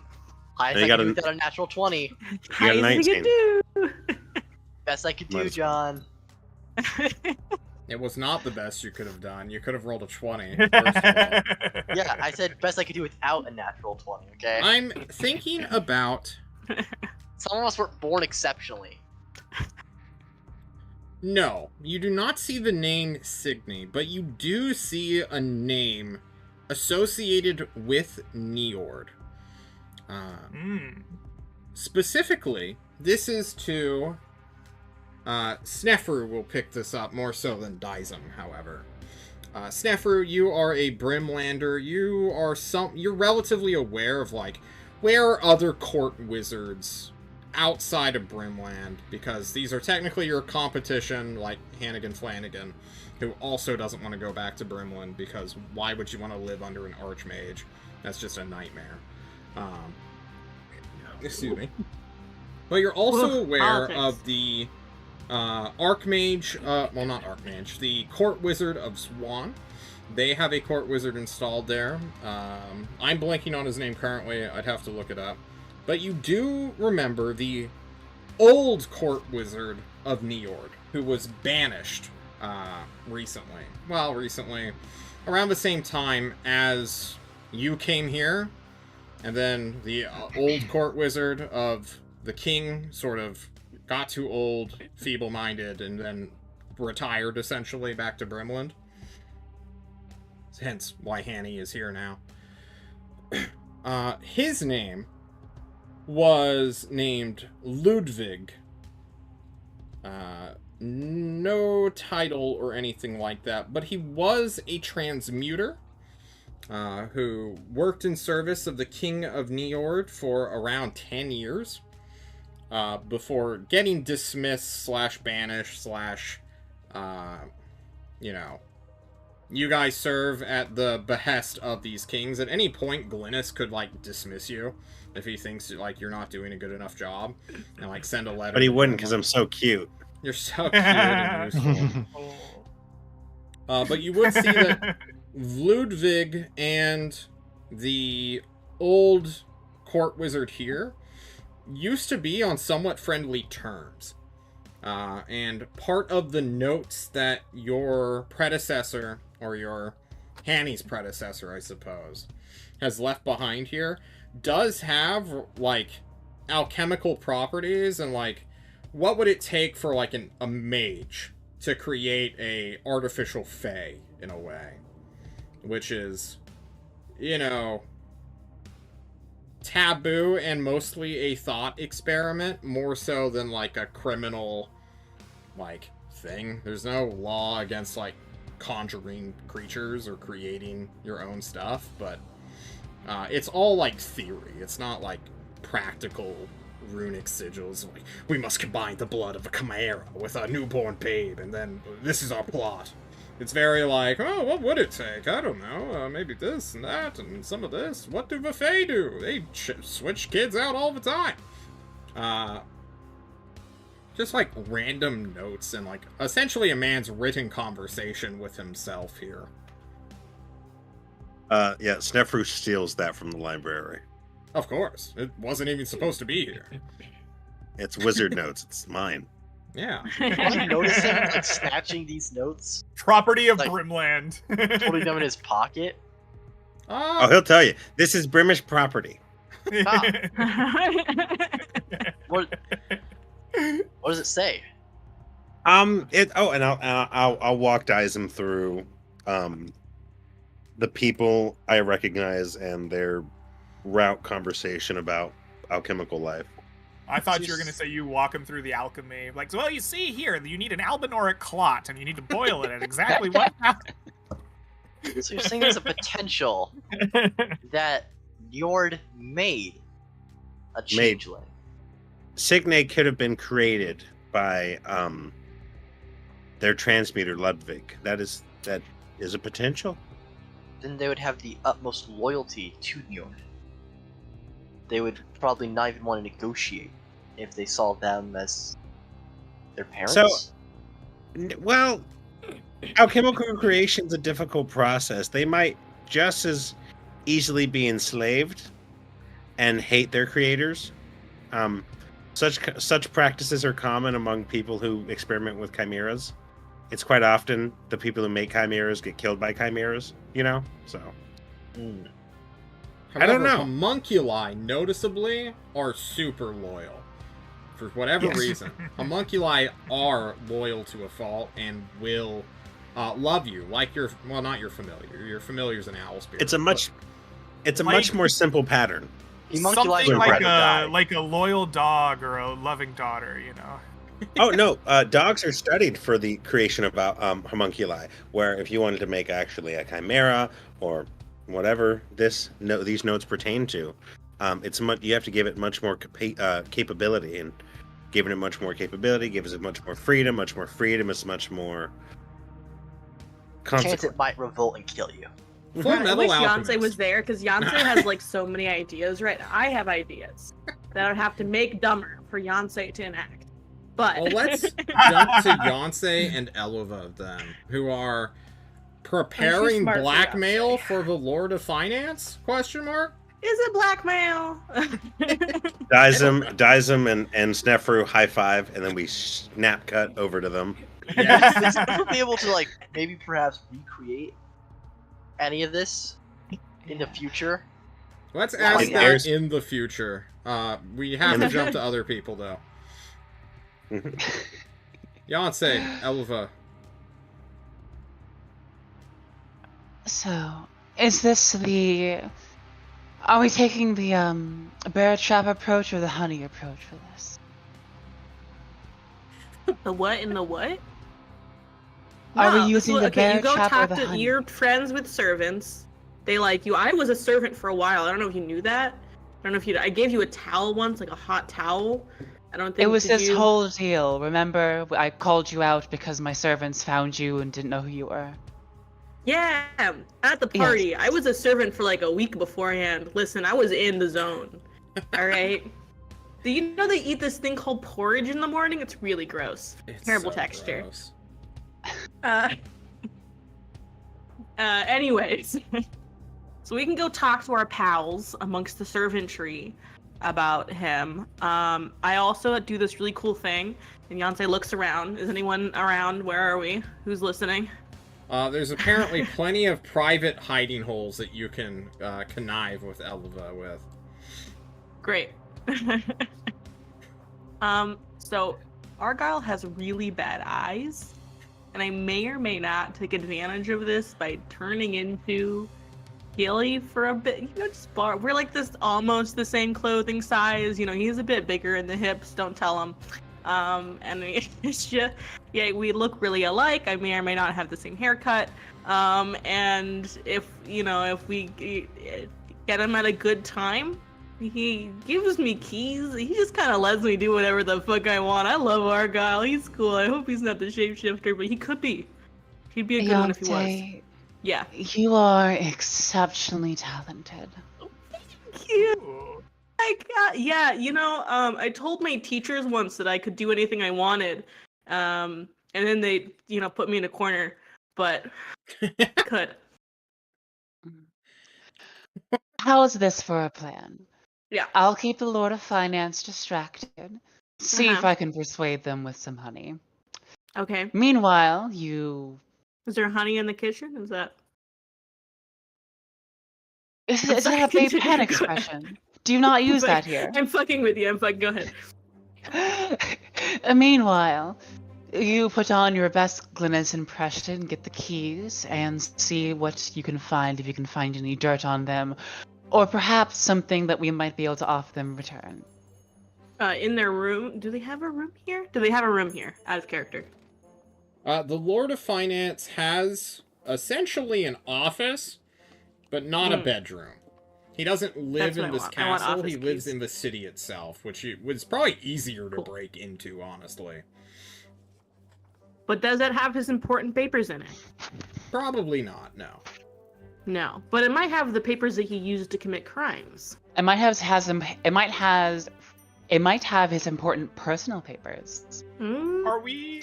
Hold on. Are we convinced that he's committing crimes? We're Because in looking the- for blackmail.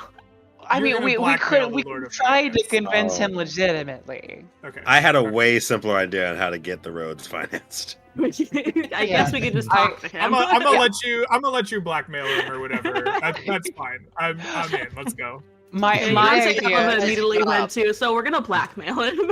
If you can my find idea any is I proof try and to still convince forge them. him normally. Meanwhile, you get blackmail. If I fail, then we have blackmail. Oh, if God, I that is a succeed, then we great have blackmail idea. just in case. We have blackmail just in case. I love just in case blackmail. Yeah, just in Yeah. case blackmail, you know. Just in Just case put it in blackmail. our- That's put it in what I our back call it too. I pocket. call it my just in case blackmail. All right, you find alright. some. Do you think Find some just in case blackmail. you'll find some just in case blackmail and let Ella sweet talks him and sees if she can just talk him into doing the right thing? All right, let's start with the sweet I think talk. maybe our roles should have been switched, but it's okay. Probably yes. Considering the But we're fact doing that this now. Yancey doesn't actually know how to open a locked door. He just knows how to look like someone that should get into a room.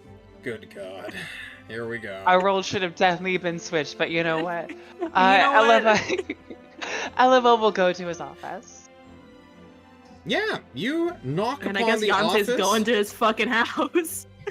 As Yancey goes to find his house inside of the old town.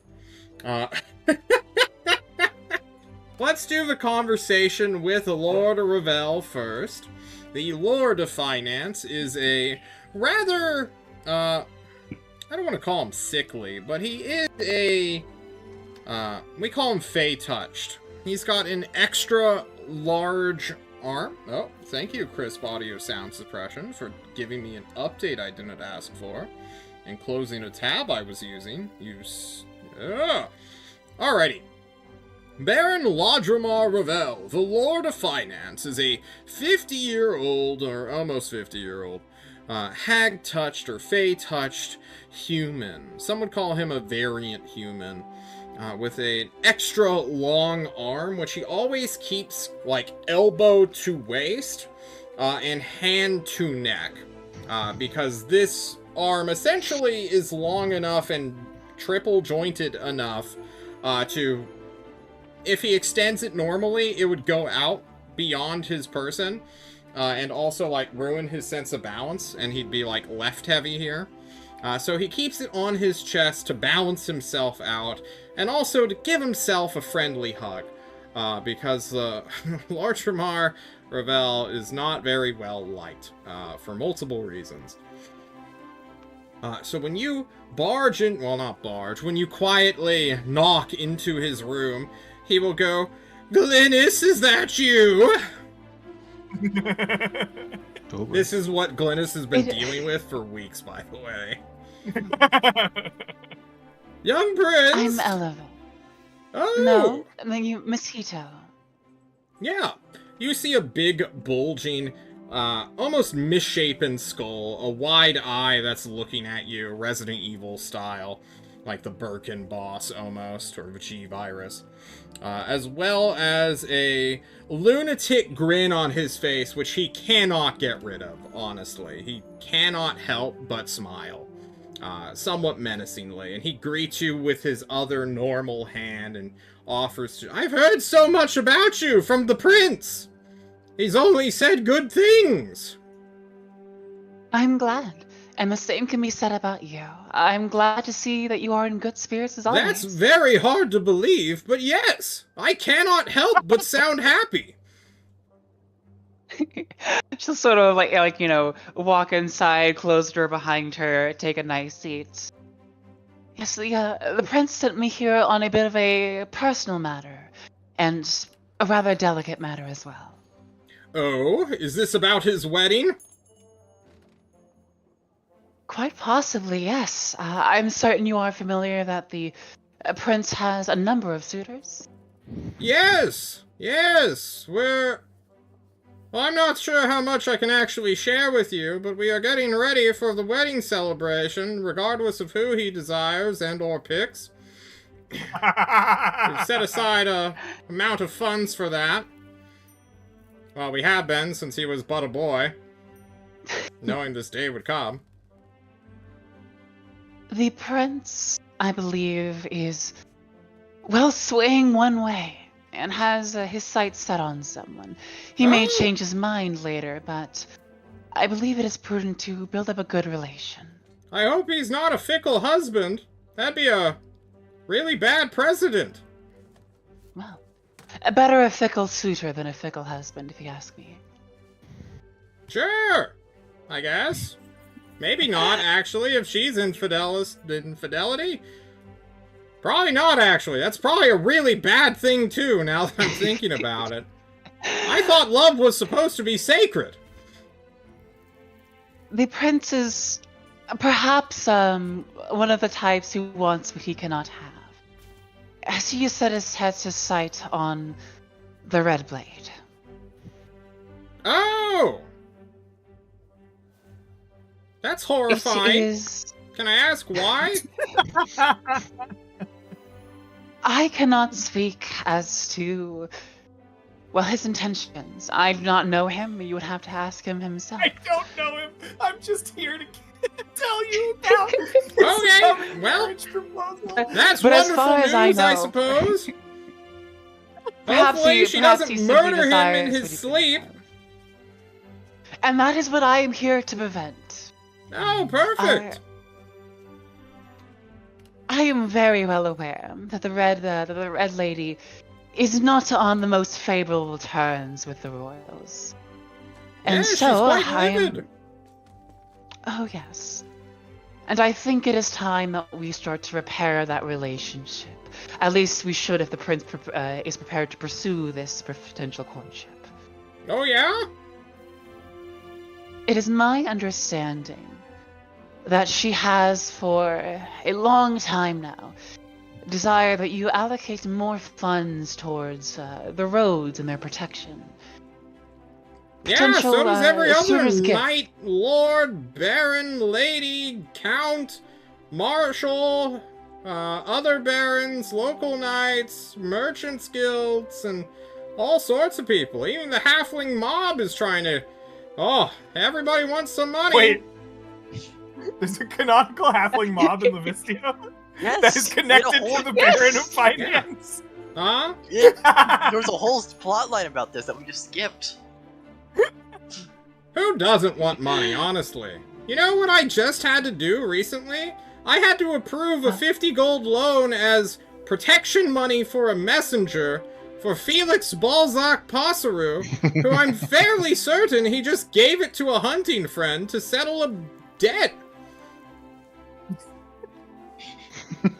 My. That is certainly something. It's true. But of course, yeah. Well, the fact of the matter is, the prince is also concerned about being murdered in his sleep if he does pursue this, and He is should. wanting to. Yes, he is wanting to, well, provide funding to the roads as a courtship gift to the Red Lady. It's a peace Well- offering to have to settle the feud.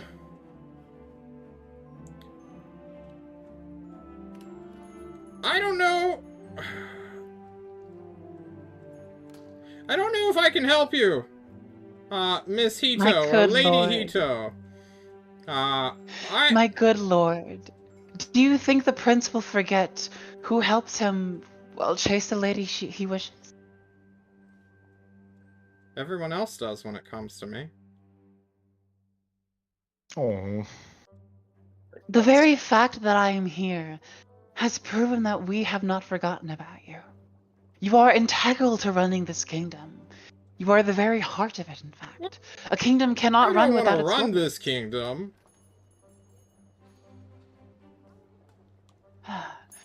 You aren't. But just as the kingdom cannot run without a king, it cannot run without gold and someone to oversee it. Very true. You are which not is why forgotten. the king has entrusted me with the finances. Exactly. Who could forget about you?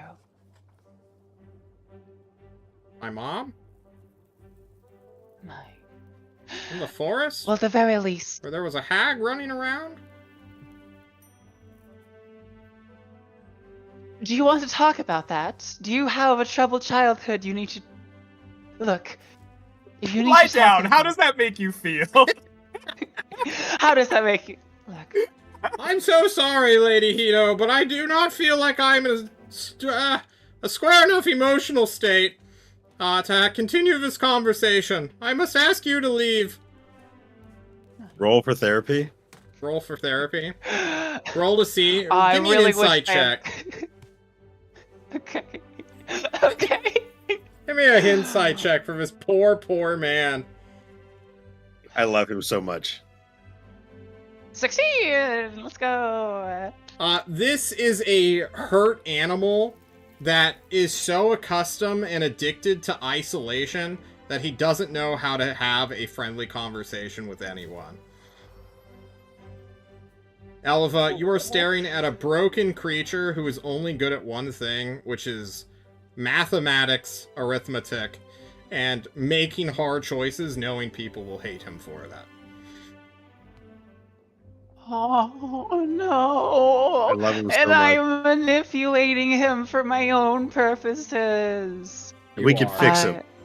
You're not manipulating If him. only Yancey was We there to will give help him a in the hug. future if he helps us this time. Really set I'll the wrong sort people of- on these missions. Yeah, we really have. Really? I'll sort of like gently grab his hand, not tightly but firmly and gently. A deep breath, my friend. I'm Just not take a deep crying. breath. Everything's going to be fine. I'm not crying. It's a terrible day for rain. Full Metal Alchemist. Full Metal Alchemist. Yes. As much as I would love to roleplay a therapy session as a Fey Touch / heavily cursed creature of finance, I don't know if I have that in me, honestly. It may get too real. I may creature cry. of finance.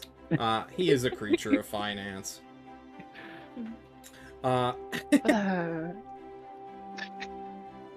Give me a persuasion check to see how much,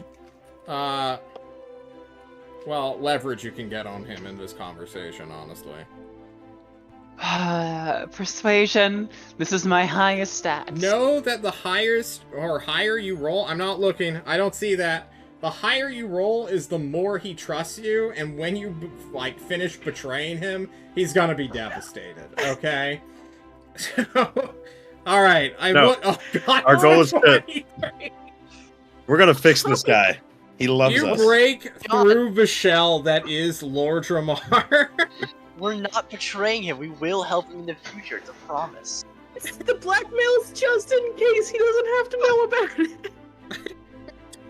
This is They not always find out. complicated. They always find out. They always find out. They'll Oh, get the always black find out. belt. Elva, with the 23, you are able to pierce the veil that is, or the shell, the carapace, that is this poor guy who hasn't received a hug in, since he was like a child, probably. And are able to understand that, quite literally, he is kind of like a nice dude, making super hard calls and decisions. However, on the 23, you are able to find out that the financial decision that he is been enforcing on behalf of the king was ordered by none other than the king himself. Ladramar was told specifically, hey, develop the waterways, ignore the road situation, and make it work. Make us as solvent and financially, not ludicrous. That's a different thing entirely. Musical person, ludicrous, Uh, appearing in financially Livistio. lucrative as possible for what little resources we actually have. So he's been making crazy trade deals, essentially, along this river for the past 15 years or so, and just kind of letting things slide in terms of internal road infrastructure. But only because the king told him to.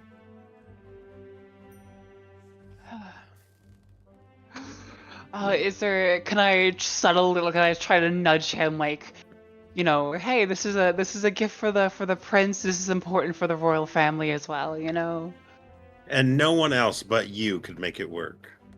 Yeah, you are integral to the young prince's Only bid you to can romance. prevent road fires. Only you can prevent the prince's suitor murdering him in his sleep. This is important to the safety of the kingdom.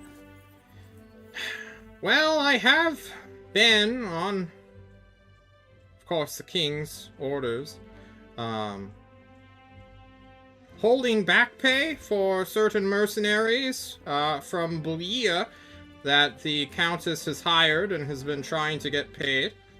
Perhaps we can release those funds, and he looks at the marriage dowry account. But we would need something to shore up. If your highness gives permission, I can move some numbers around on this here abacus, and some gold from one specific, and again, he's eyeing the dowry, slash the marriage celebration account, can go elsewhere.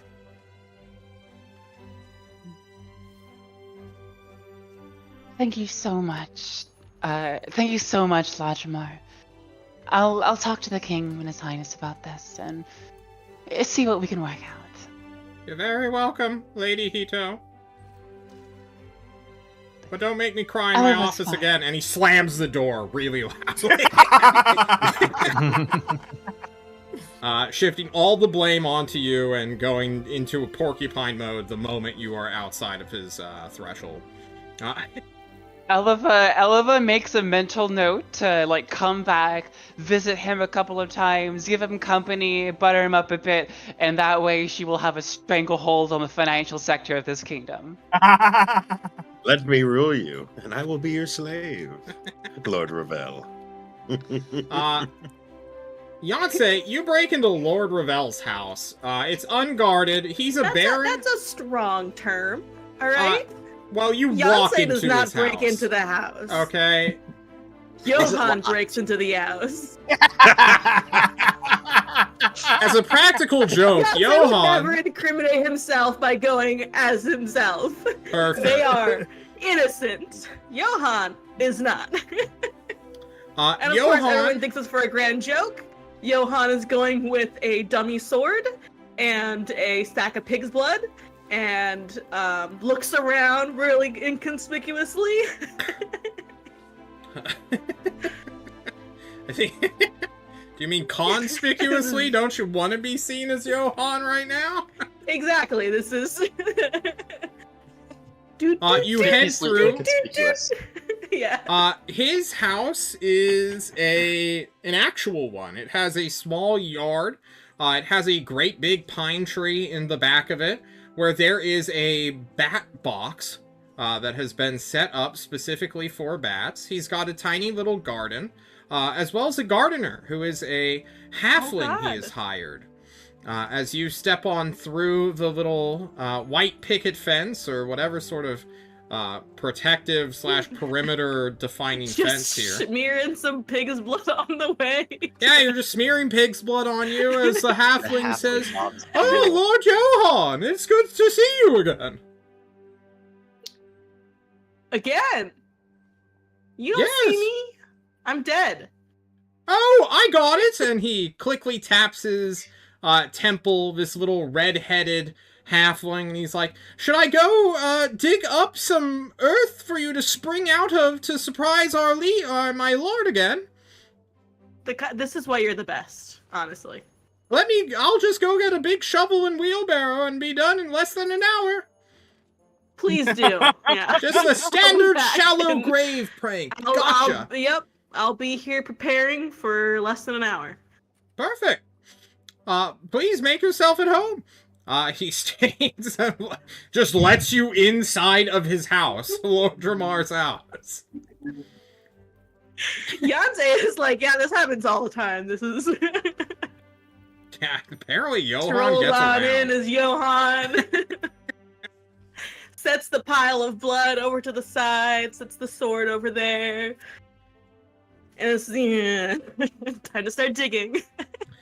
Yeah, give me an investigation check to dig through Lautramar's personal home.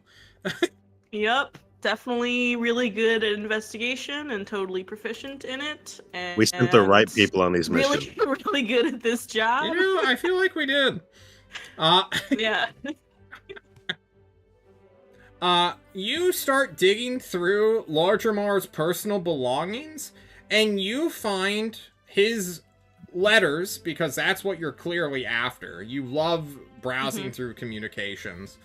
And I love you it. find It's like favorite pastime. a pile that says business and one that says burn on it.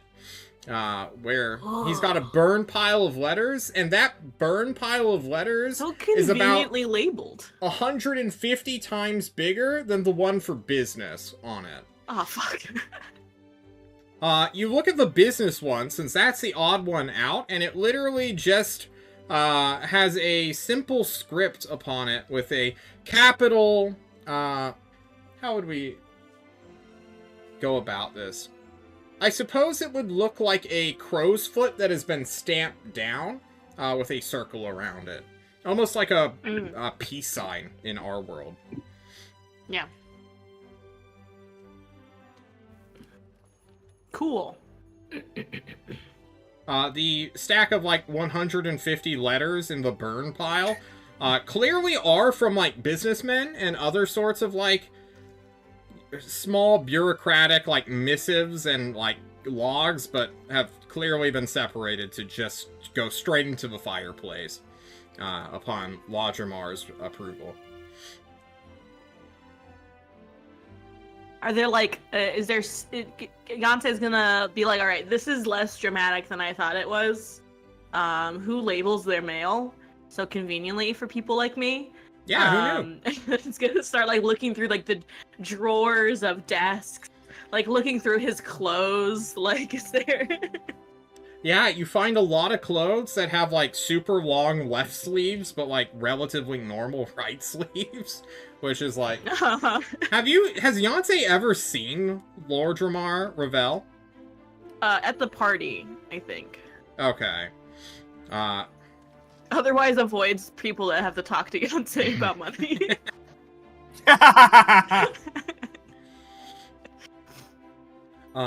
Then you go through his clothes. You find nothing of, like, great... Like, the quote-unquote, we got him, boys, like, material that you're truly looking for. That was an 8, though.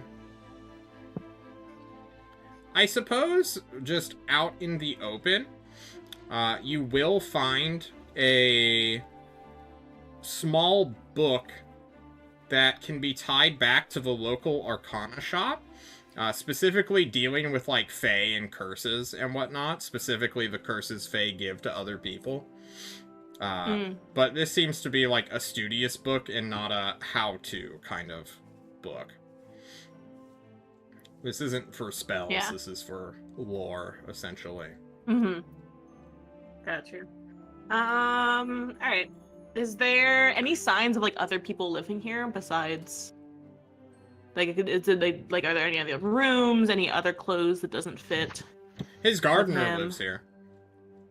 Oh, the gardener lives here. Oh, that's nice. Yeah, he's like a general servant. Like a live-in servant.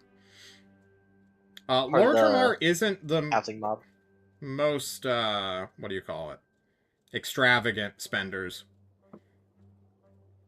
Yeah, Yonsei's pretty impressed. Yeah. It's like, God, there's not even, like, a cook? Nope. Who cooks? The Who does people that? at the castle. Whoa. He eats at work. He eats at his desk.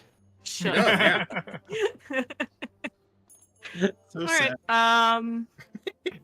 well, Yonsei doesn't know what to do now, and is like, usually I find things faster than this. Usually usually there's panties, or there's like a hidden child somewhere, or there's like, or there's servants to talk to that aren't nice gardeners. So Yonsei's gonna go through with the prank and. Oh, you're going Go through back. with the pen. Surprise! I'm gonna go through with the prank, and just like splash like some blood like in the out, just around to make it look like something terrible happened. Like maybe like stick the sword in the ground, nearby where Good God. Johan is gonna come out, of the ground, and then while being buried, is just gonna start a casual conversation with the gardener. Yeah. While being buried, so you you like start a working here? casual conversation. What was that? You work here? You like working here? You don't remember? I might have had a concussion at the time. Oh, well, you do get up to some dangerous things, Lord Johann. Yeah, I've fallen down multiple stairs. It's a health hazard. People Well, don't know this, actually. Being a jester is, like, a really dangerous job. I could Oh, die. yes, a troubadour So, like- is quite a dangerous Yeah. profession.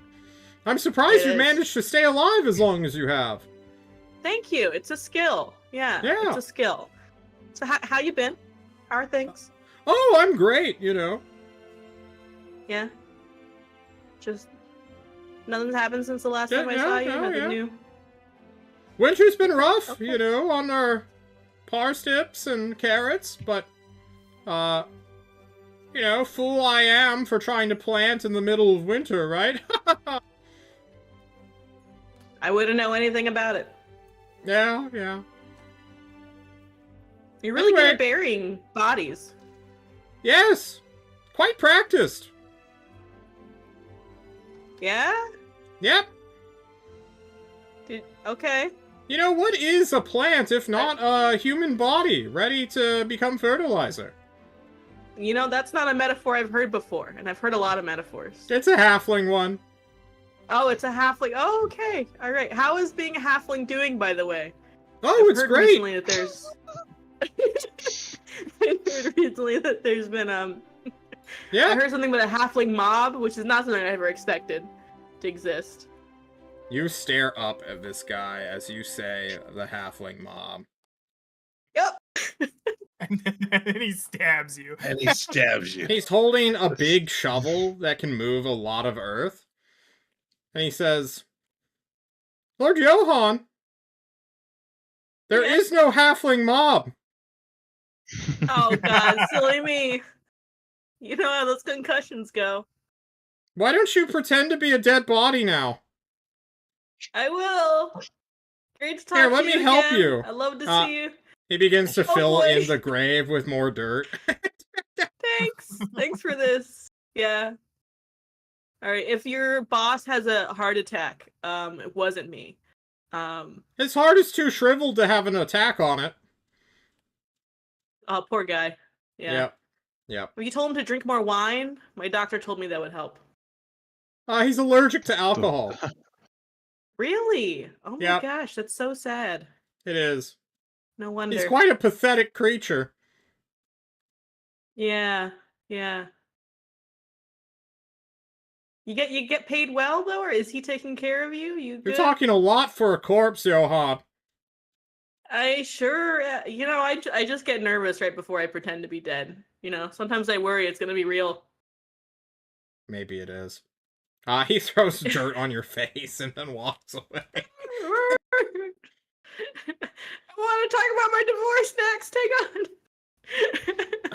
The halfling has Well, snow to shovel and quickly leaves you two hanging out in a winter's shallow grave in the backyard, which apparently is a thing Yup. that happens somewhat regularly. So after the halfling gardener leaves, Yancey's gonna dig himself out and just leave like the blood in there behind. Just a skin of make a run pig for blood. it because absolutely terrified that guy's gonna come back and finish the job. Yeah, you leave. So you chicken out. You chicken out. We get it. I do, yeah. Oh yeah. Yancey- Yancey chickens out. Chickens out. Cause But even Yes. even notices like we know ominous letters in the ground. yeah, it just.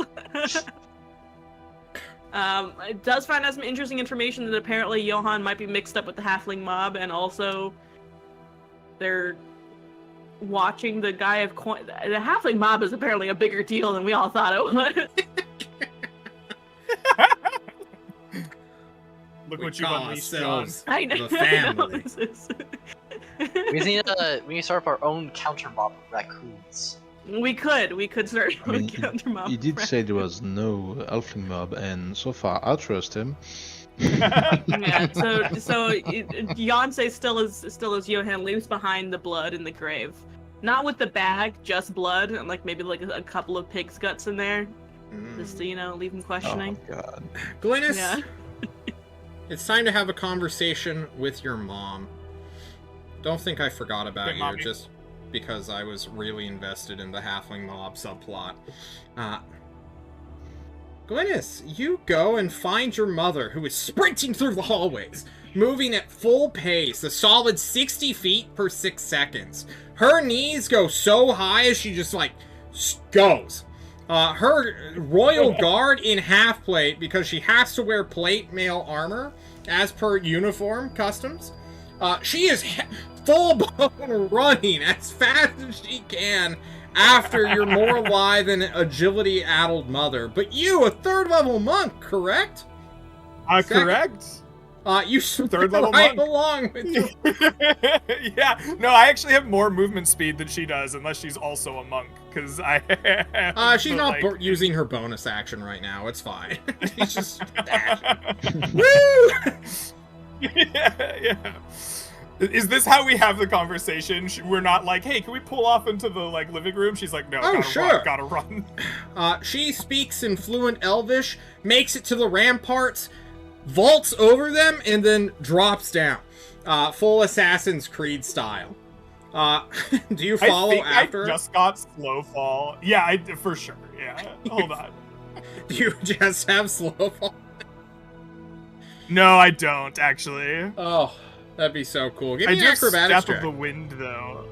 Ooh. If I spend a key point, my jump distance is doubled by Step of the Wind. So I think I do. I just channel that energy, that burgeoning bubble of life energy that I've mostly been channeling into my sword recently. But I put it into my legs and I just vault over the top of this after my mother. Yeah.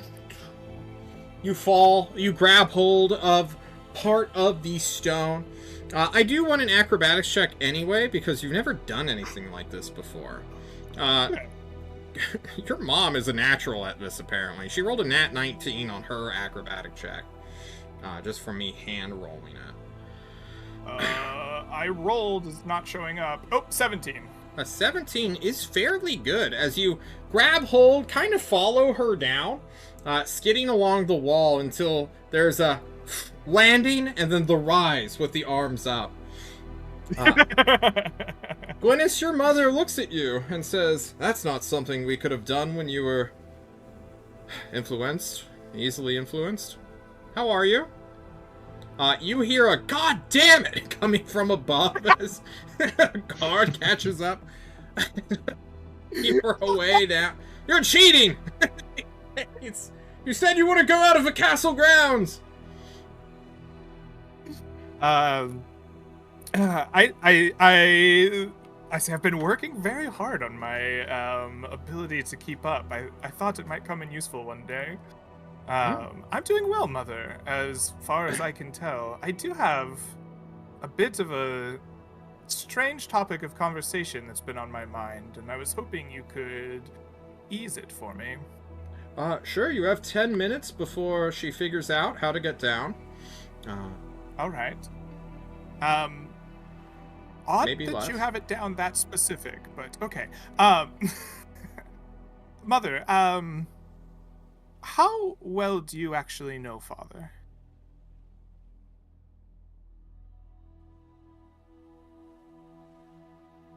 What do you mean? I had a conversation with him the other night. And I've known him for 21 years or so, or 22 years or so, and I have known him to be a thoughtful, pensive man, perhaps not quick to ambition or aggression, but I saw a side of him in a moment of I don't know, vulnerability, I suppose, that I am not used to. I was hoping perhaps you could tell me of him, since we've spent much time apart over these years, and perhaps I know him less well than I believed.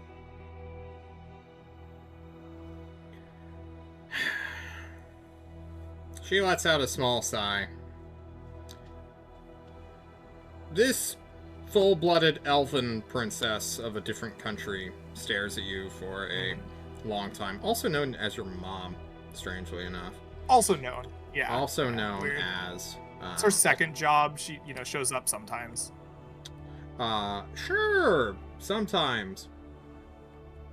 In fact, I think this is the most you've spoken with her in, like, 22 years. Like, 2 conversations in 1 month? What? Whoa. Huge. Your father, Gilmore, is a man perpetually trapped in his father's shadow, both in mind and in heart.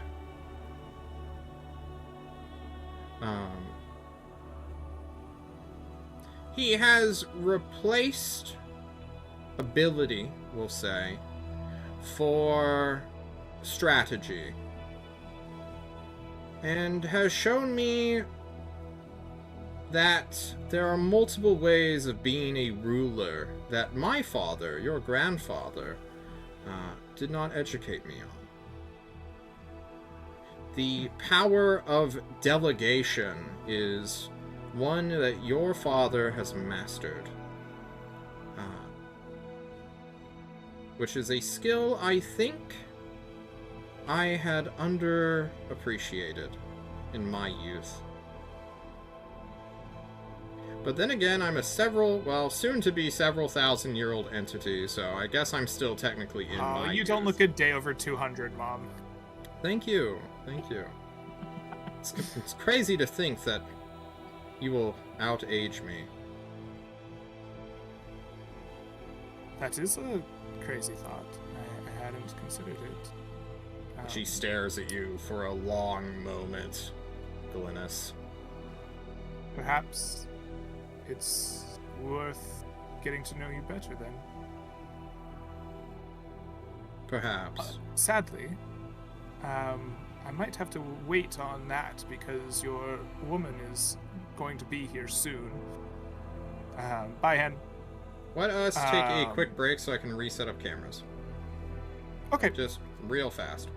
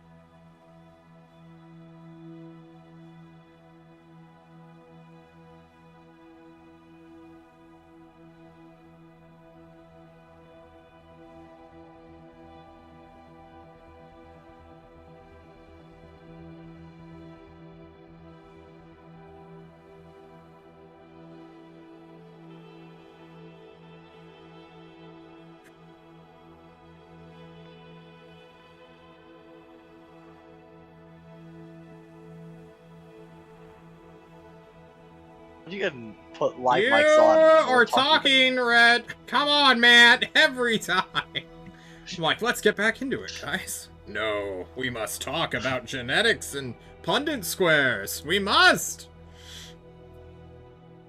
Glynis, fair, you were pundits. having a conversation with your mother when Henrietta had to take on off, as she warned us about. Yes. We can move some names around here for this to make sense. Quick. Okay. Please remind me what you were talking with your mom about. Oh, she made a comment about out-aging me that I misinterpreted, and then I made a remark about maybe we should get to know each other, but I said that'll have to wait because your woman will be here soon. We're on the clock after all. We are. And I was going to ask, you mentioned he lives in the shadow of his father. Have you ever known him to desire to rid himself of that shadow?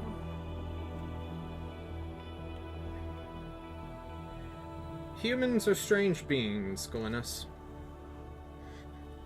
I resemble that. At a point in their short lives, they will take what it is they despise and learn to enjoy it. It is a learned animal behavior, I assume, about adaptation to one's immediate environment. They do not see how small that painful or traumatizing experience is in the totality of their life, and are sometimes stunned by it. Your father is a kind man. It is why I agreed to marry him, despite the shadow over his reputation for being his father's son. And I would like to think that good I saw in him, or that kindness, for kindness is not always good, is still there.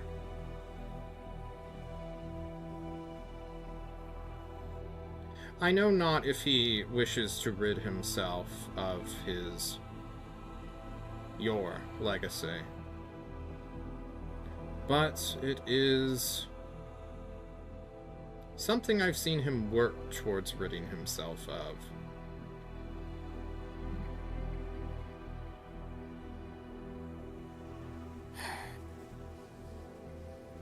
I fear that perhaps his desire to rid himself of that shadow may, for lack of better vocabulary in Elvish, overshadow his desire to protect the kingdom itself. I am slightly concerned. I have one more question. This one perhaps you cannot answer, but my uncle, your brother, came searching for demonic powers in the castle. I've heard tales that grandfather's sword would whisper to those who were near it. My man at the party noticed an empty glass case where it once stood. Do you believe it may have a hold on Father's mind? It went missing from its case? That is what I was told, yes.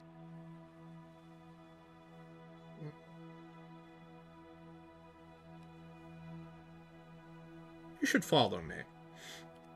And she will head inside the castle. Her guard, At a huffing, sprint. full sprint, has been sprinting all morning. Comes to a stop. Your mom is like, okay, we're done. Tag, you're it. And just slaps her in the head. And it's like, what? As she casually saunters through the front gate, the guards are like, oh my god, it's the fucking queen and the prince.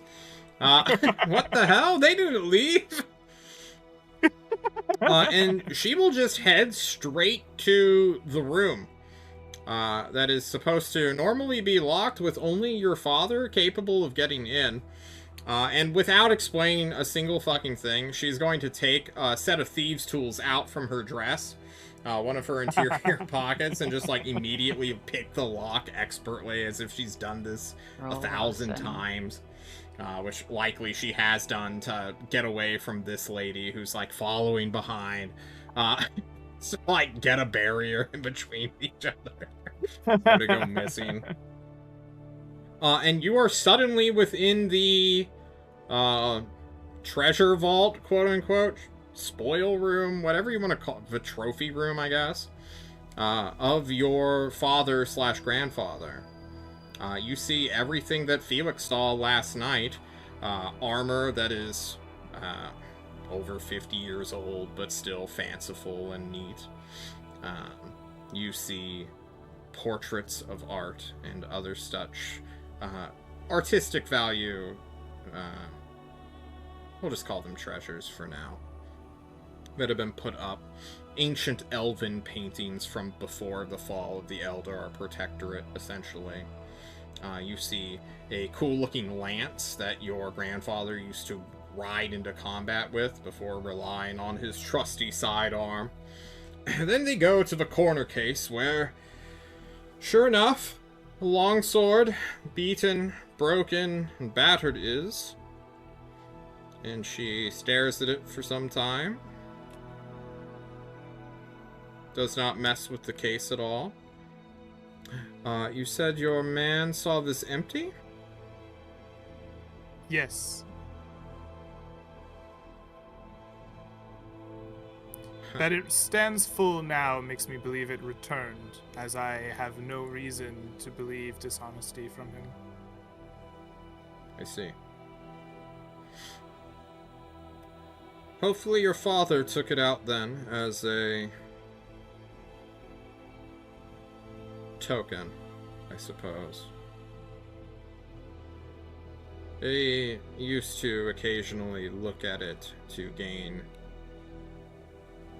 thought, I suppose, or insight upon his father. A confidence boost, I suppose. Hopefully it's not walking around on its own, though. That'd be terrifying. Definitely, yes. Anyway. She looks at the royal guard, who's like, we shouldn't be in here. And just muttering to herself.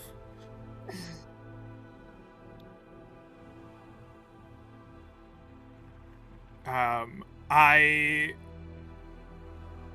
kind of bow, I guess, very formally, and say, Mother, I appreciate your time. You have given me much to think upon. I will leave you to your dealings. And as I walk past the beleaguered Lady Morrison, I tap her on the shoulder, and I tell her, you do such good work for the kingdom. I believe in you. Keep it up. And I'm gonna inspire her to run really fast once this door opens up. Yes. As soon as she reverse lockpicks the door to lock it, he's like, have a good day, Glynis, and just sprints full down the hall. Me. I'm sorry? And Me. She's a road But this runner. is a thing that I can mechanically do because I was a level 1 character, so I have the ability to inspire people as an action. So I'm trying to give her the juice. What? You can't. You inspire her, and if Lady Morrison was allowed to spear tackle the queen, she'd be out instantly in the in the bleachers is where your mom would be right now.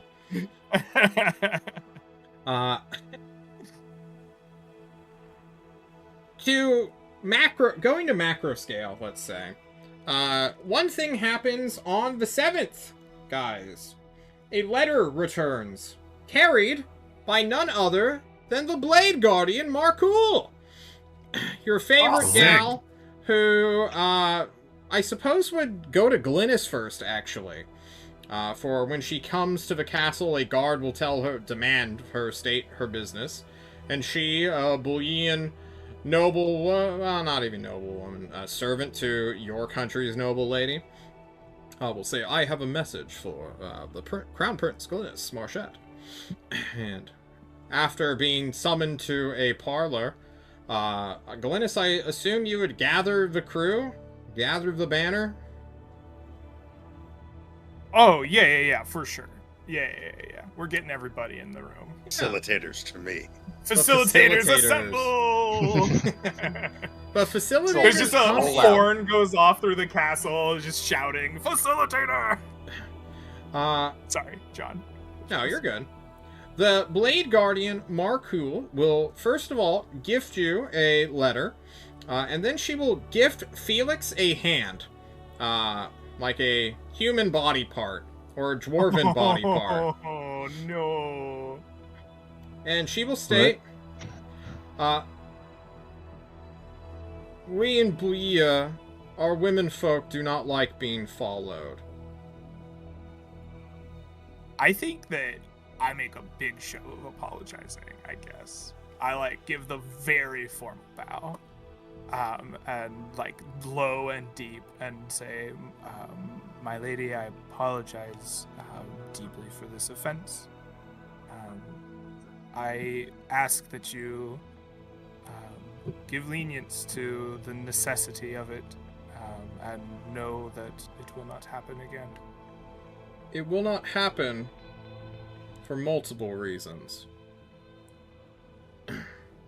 I consider that a private matter for me, and not the Countess, and thus did not tell her of an insult one of you gave. Dizem and Snefru, I want to do a quick character catch-in for you two, as you see a dwarven hand essentially just get tossed at Felix specifically, as though she interrogated the owner of the hand to find out who exactly sent a pursuer who was perhaps far more thuggish than he should have been. Not that Felix would have known his commoner associate would have acted in a certain way.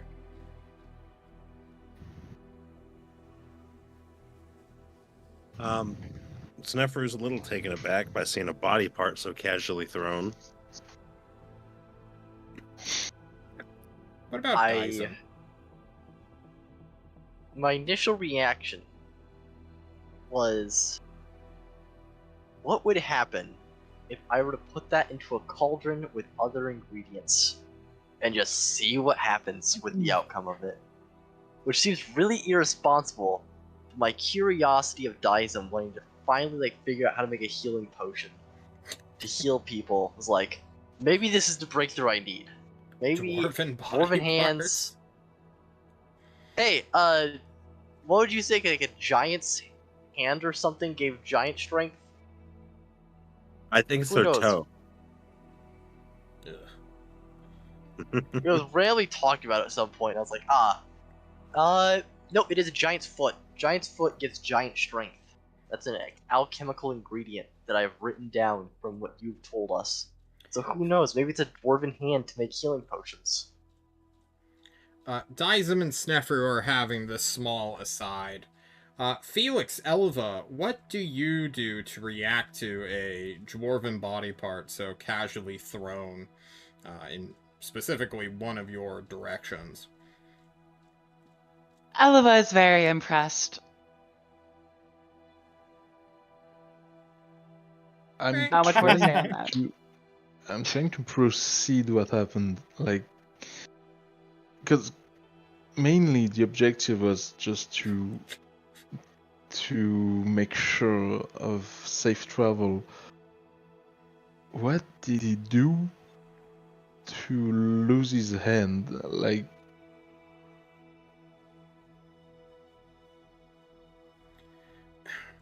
You know, it's a question you could directly ask, but I'm not sure if you want to. No, I'm gonna be very silent. I'm not gonna say a word. I'll just look down and wait for the moment to pass. Okay. Glynis, Snefru Marcool throws a handkerchief on the ham. ignores, Look at it. for the most part, your apology, for she honestly does not care. But she does tell you to read the letter, stating, I already know what it says. Okay. I read the letter.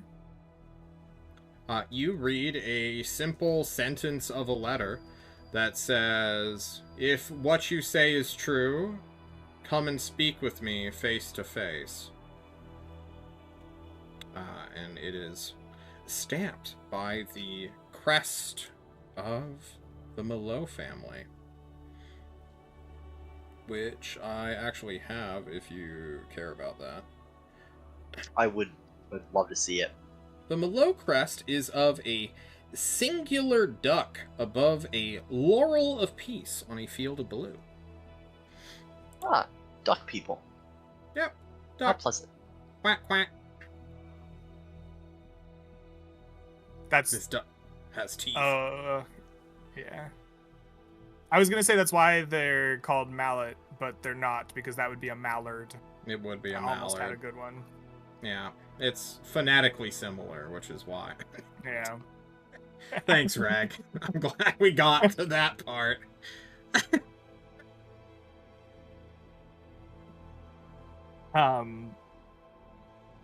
I suppose after reading the letter aloud, I say, it seems our meeting with the Countess must be moved up. What say you, friends?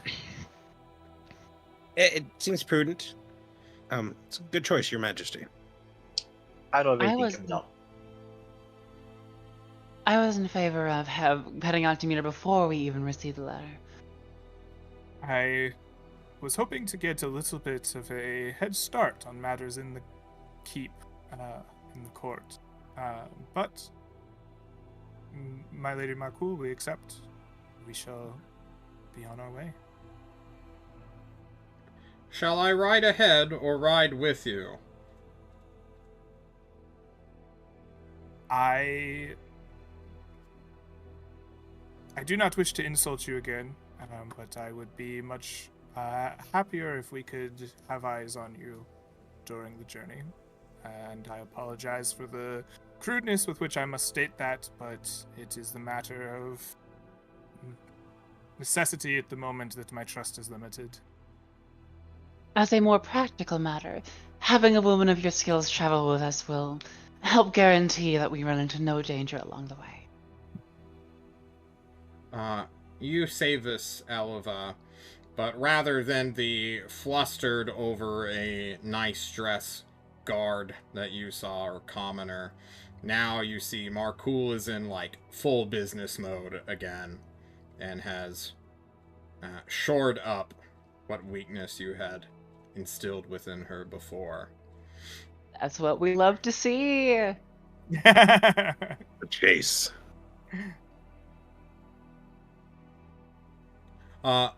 Marcoul states flatly, we should leave then.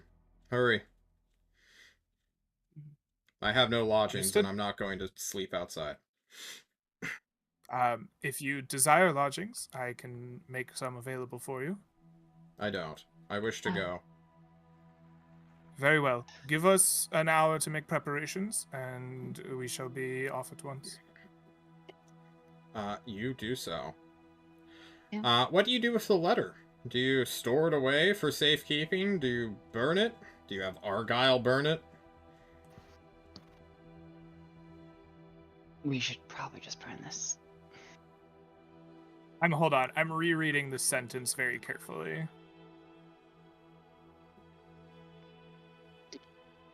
It's got her signature on it. If I peel the... Nah, alright. We'll burn the letter. You burn. I will burn the letter, personally, myself. It goes And inside a fireplace. And burns. To suit. During the hour of preparations, Eleva will tell Glennis about the whole marriage fund things, and if you want to move some of Well, that it- money towards the red. Oh hell yeah! Can I like show up unannounced to Baron Ravel and be like, I heard you came up with the best idea ever. You're gonna release some of the marriage endowment to like be a gift to the countess.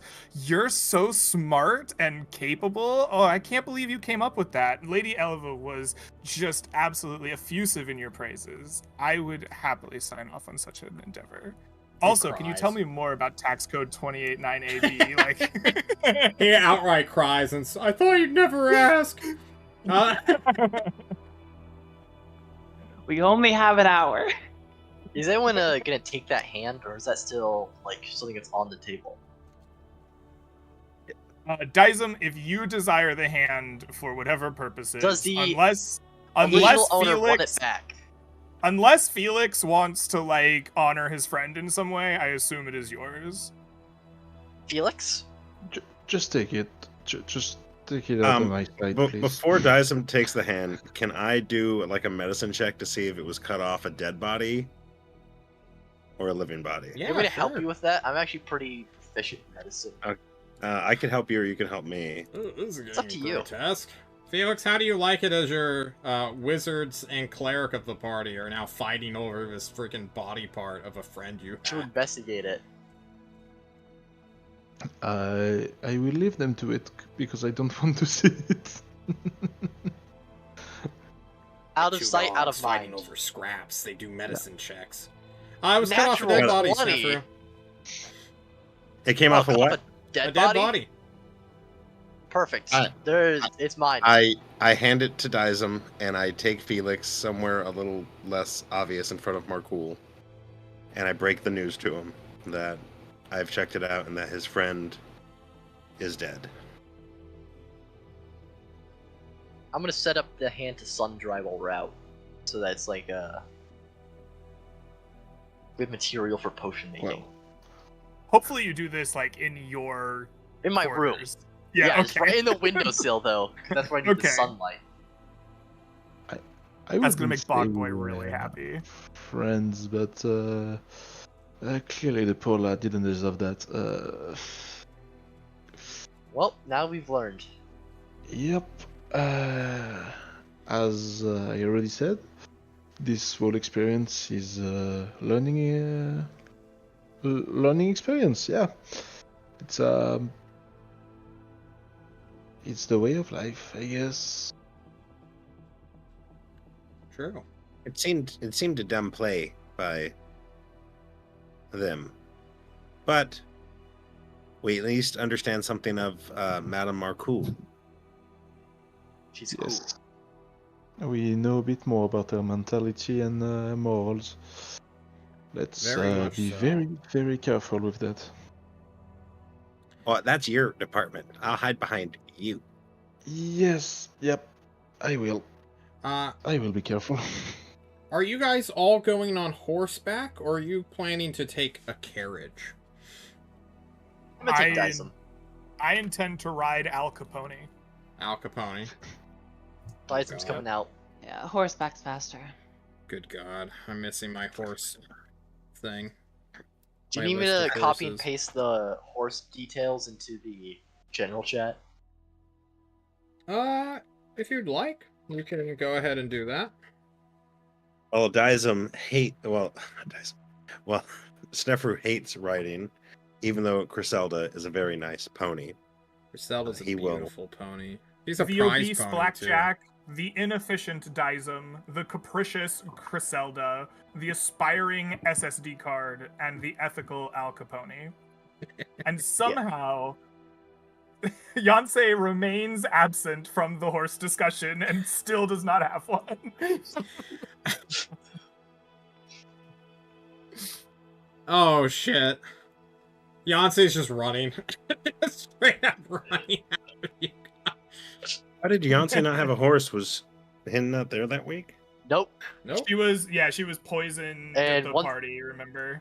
Yeah. Ah, yes, I do remember. And then once again, horses come back up. No person true. to ride them. There's no extra horse. and Oh, no that's extra really rider. funny, actually. It is. Okay. It's Will they ever Party? get a horse? Who knows?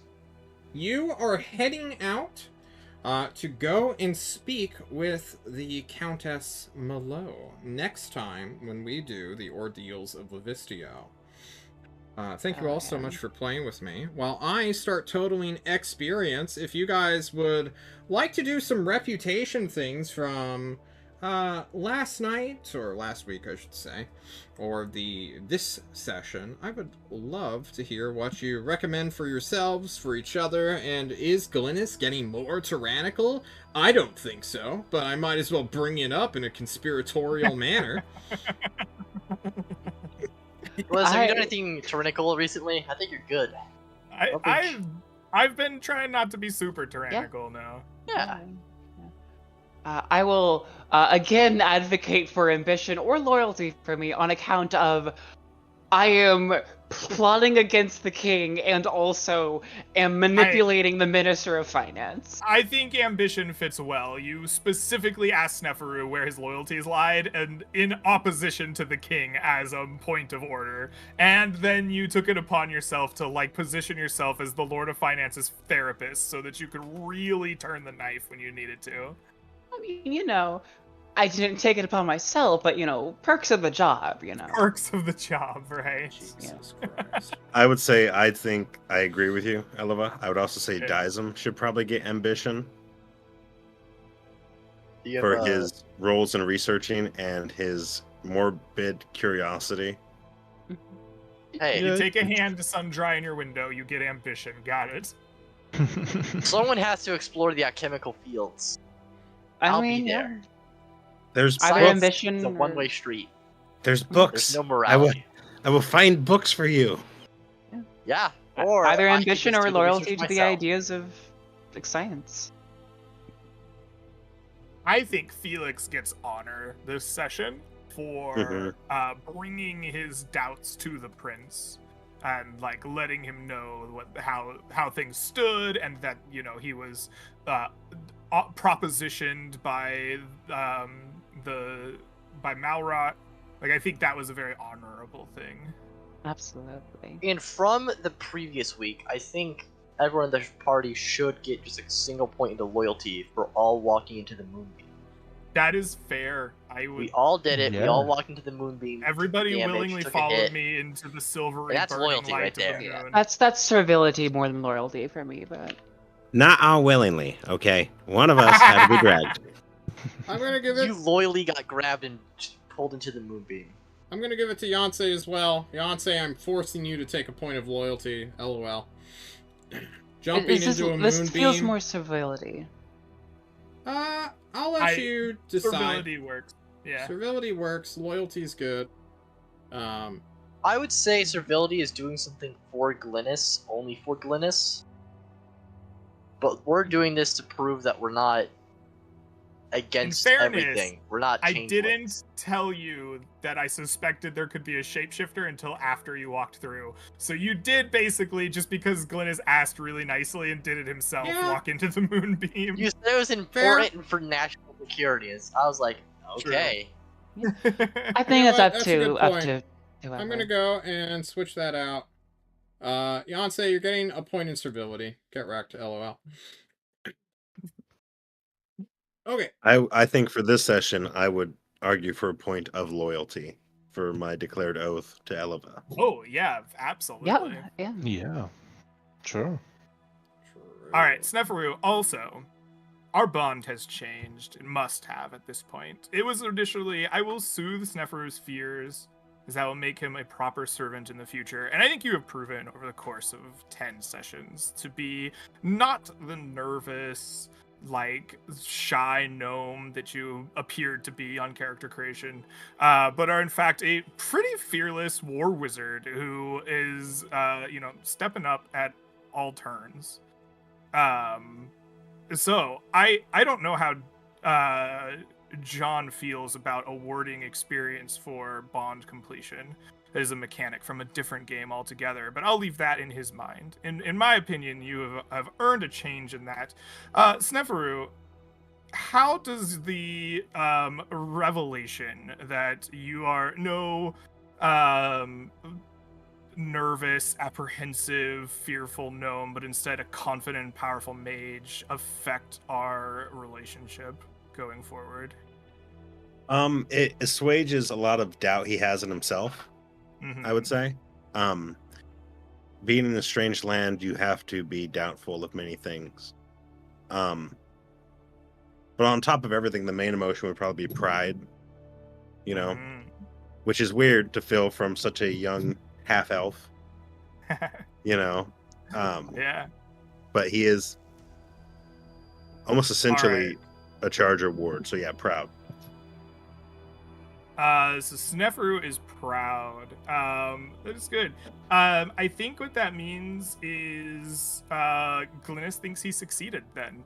He probably didn't, because none of his plans worked out and mostly just drugged you in a river. But your confidence and your pride in that like realization means that like I have emboldened Sneferu. Well, it's because you've used him. You've asked him to do things. You've asked him to do things he knows how to do. Yeah, I've emboldened and even though you're Sneferu. Go ahead. And I will see what greatness lies in wait for him at any cost. I think will be our new bond. Okay. And I wanted to do something similar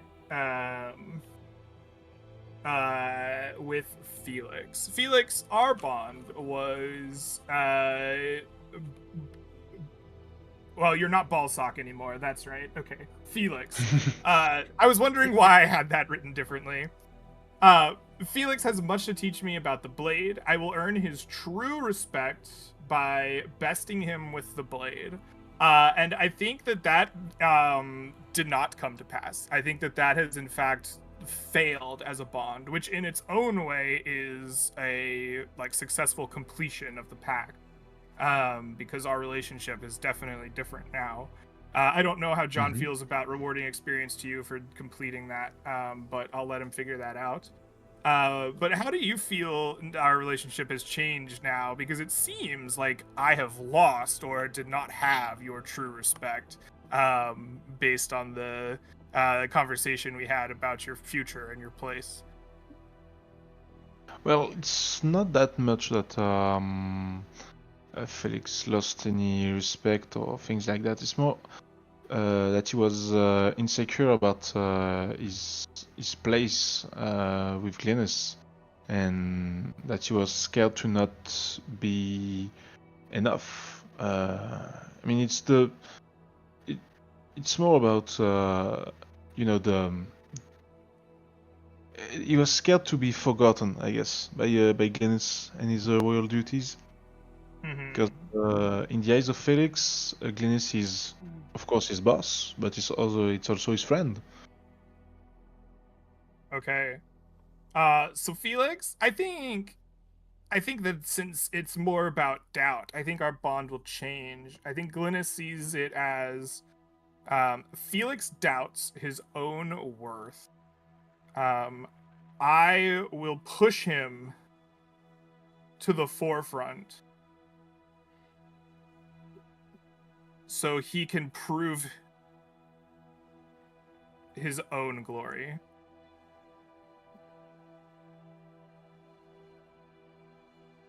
Nice. Huge. I do have a question for Felix as well before we take off and I reward experience. Felix, do you ever look at what Mal wrote put inside your pocket?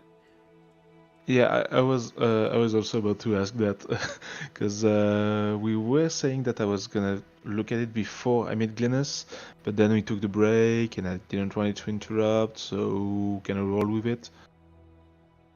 You know, So I would like... It makes sense regardless, even if you didn't look at it before, Glennis. Looking at it after, what Malrote gave you was on first glance, excuse me, a very simple... How would I describe this? Well, I mean, I can't really describe it more than as a simple ring.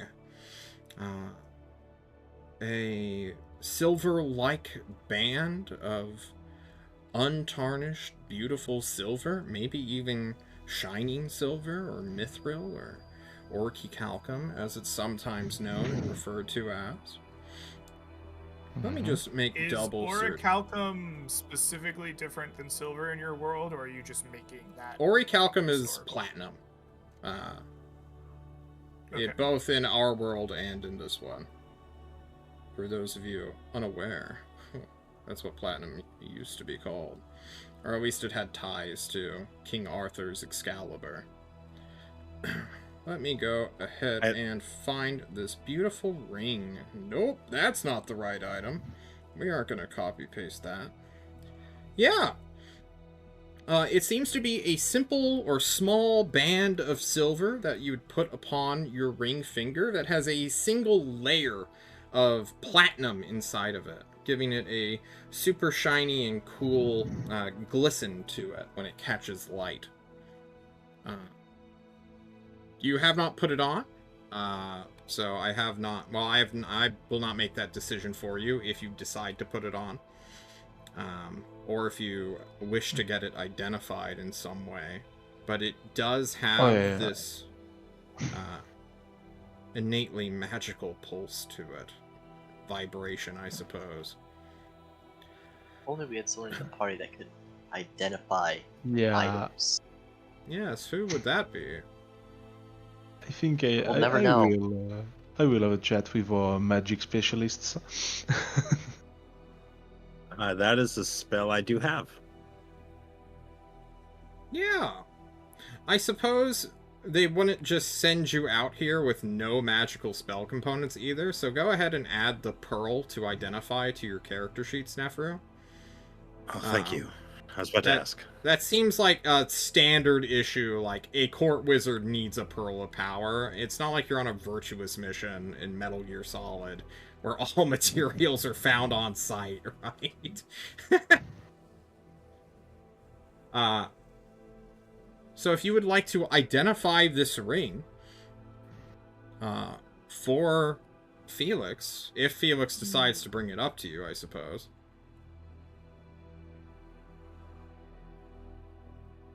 He has but to ask. Oh yeah, I will. I will consult Snefru. Yeah. Yeah. Okay. If you guys don't mind lingering, I know we're slightly over time here. So first of all, let me give you all experience here. Everyone take home 135 experience points. Greg, I do not respect bonds because I hate Blades in the Dark. But also, we do have our own relationship experience total that we are getting for roleplay, as well as doing a bang ol' job of making me laugh. Every time you guys make me laugh, it's 10 extra experience. No. So Okay, two I things. should have like so much more than. So just two things. One, totally cool. Didn't think that you would respect it. I just was throwing it out there as a maybe. And two, not a Blades in the Dark thing. Definitely a Burning Wheel thing, but Whatever. Just disregarding it. Fuck it. It's probably not a Blades in the Dark thing. I'm just tilted against Coffee Traveler here in Discord. Who loves Blades in the Dark. shots fired, Everyone, Eric. go ahead and take that experience point total. I've already added to Henrietta's sheet, and I sent her a message saying I did. So she is good on that as well. You will identify this small silver ring. Can you post identify? Because I kind of want to... give you all a narrative idea that I'm trying out for the first time here. Specifically around the thought that you instantly get to learn all of this thing's properties and how to use them.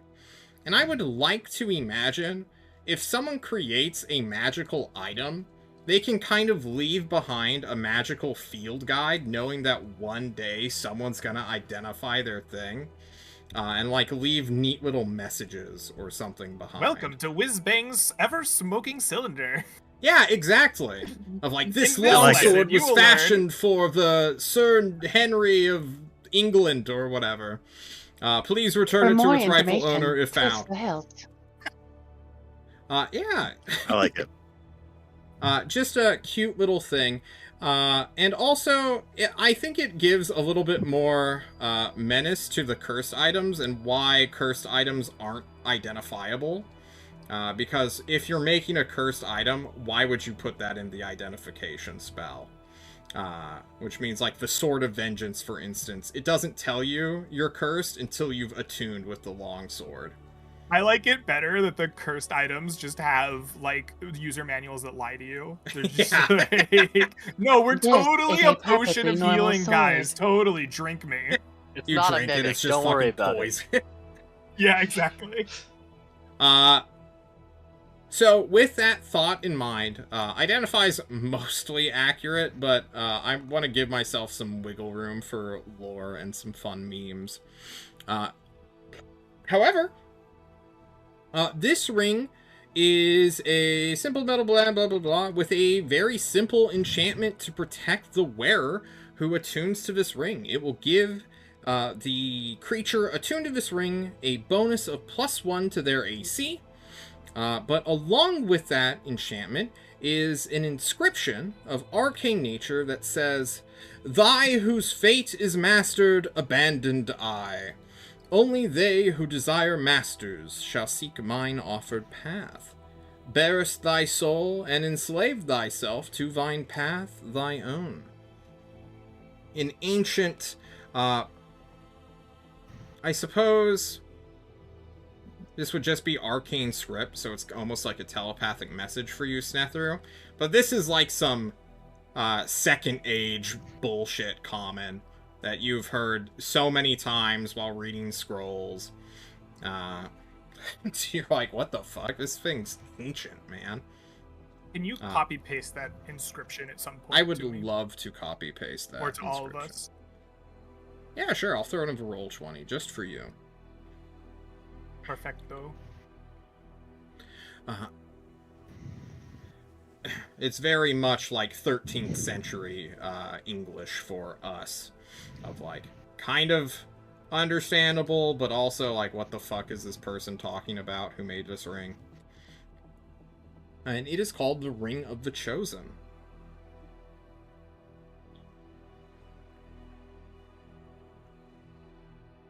And I relay everything to Felix. Yeah. Okay. She gave you a little +1 to AC ring, Felix. Isn't that nice of her? Yeah, but the inscription is very scary. Oh, it's old school. You don't worry about the inscription. All these have fancy inscriptions, and most of the time, it's the ego of the creator put into the piece. Very true. I wouldn't worry about it. I'm not gonna get like cursed forever or bound to someone if I put on that ring, right? No, I wouldn't think so. It's a very simple enchantment. The type of curse you're imagining is a much more serious enchantment. I think you'd be fine. It's a very simple, old, very, very old ring. If you get blinded or deafened, we can fix that. Always bear in mind who is the one offering a gift and why they might give it to you. Elva in the rafters, stalking you, Felix. She just mind melds out of the shadows, Yeah. whispers in his ear, and then disappears. And it disappears. Yeah, there we go. She does have the message spell, so she's probably like one room over listening. She's pointing through the wall, like, let me remind you. I have the message spell for now. Party. If we are satisfied with the ring, I will let Felix mull it over of whether or not he puts it on / attunes to it. For it is technically an attunement slot. Most +1 rings to my imagination are, or to my memory are.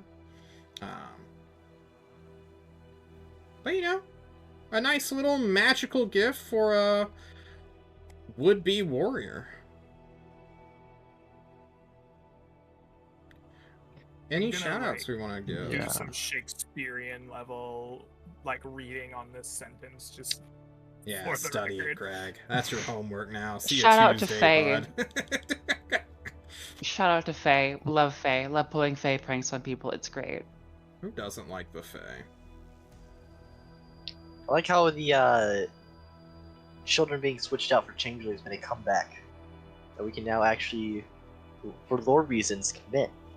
Yeah, it's the follow-through, you know? Full Metal Alchemist, as they say. Alright, guys, I'm gonna call it here then. We will see you all next week as we travel down a raggedy, barely kept highway to Lerna, where the Countess Malo is apparently waiting for you all. Ooh. Big. I'm gonna laugh really hard when we show up and she's like, to jail with this treasonous traitor. Well, hopefully that doesn't happen. And also, Greg, how are you in my notes? Everyone, have a wonderful afternoon, evening, or night, wherever you are. And as always, don't die. Just don't.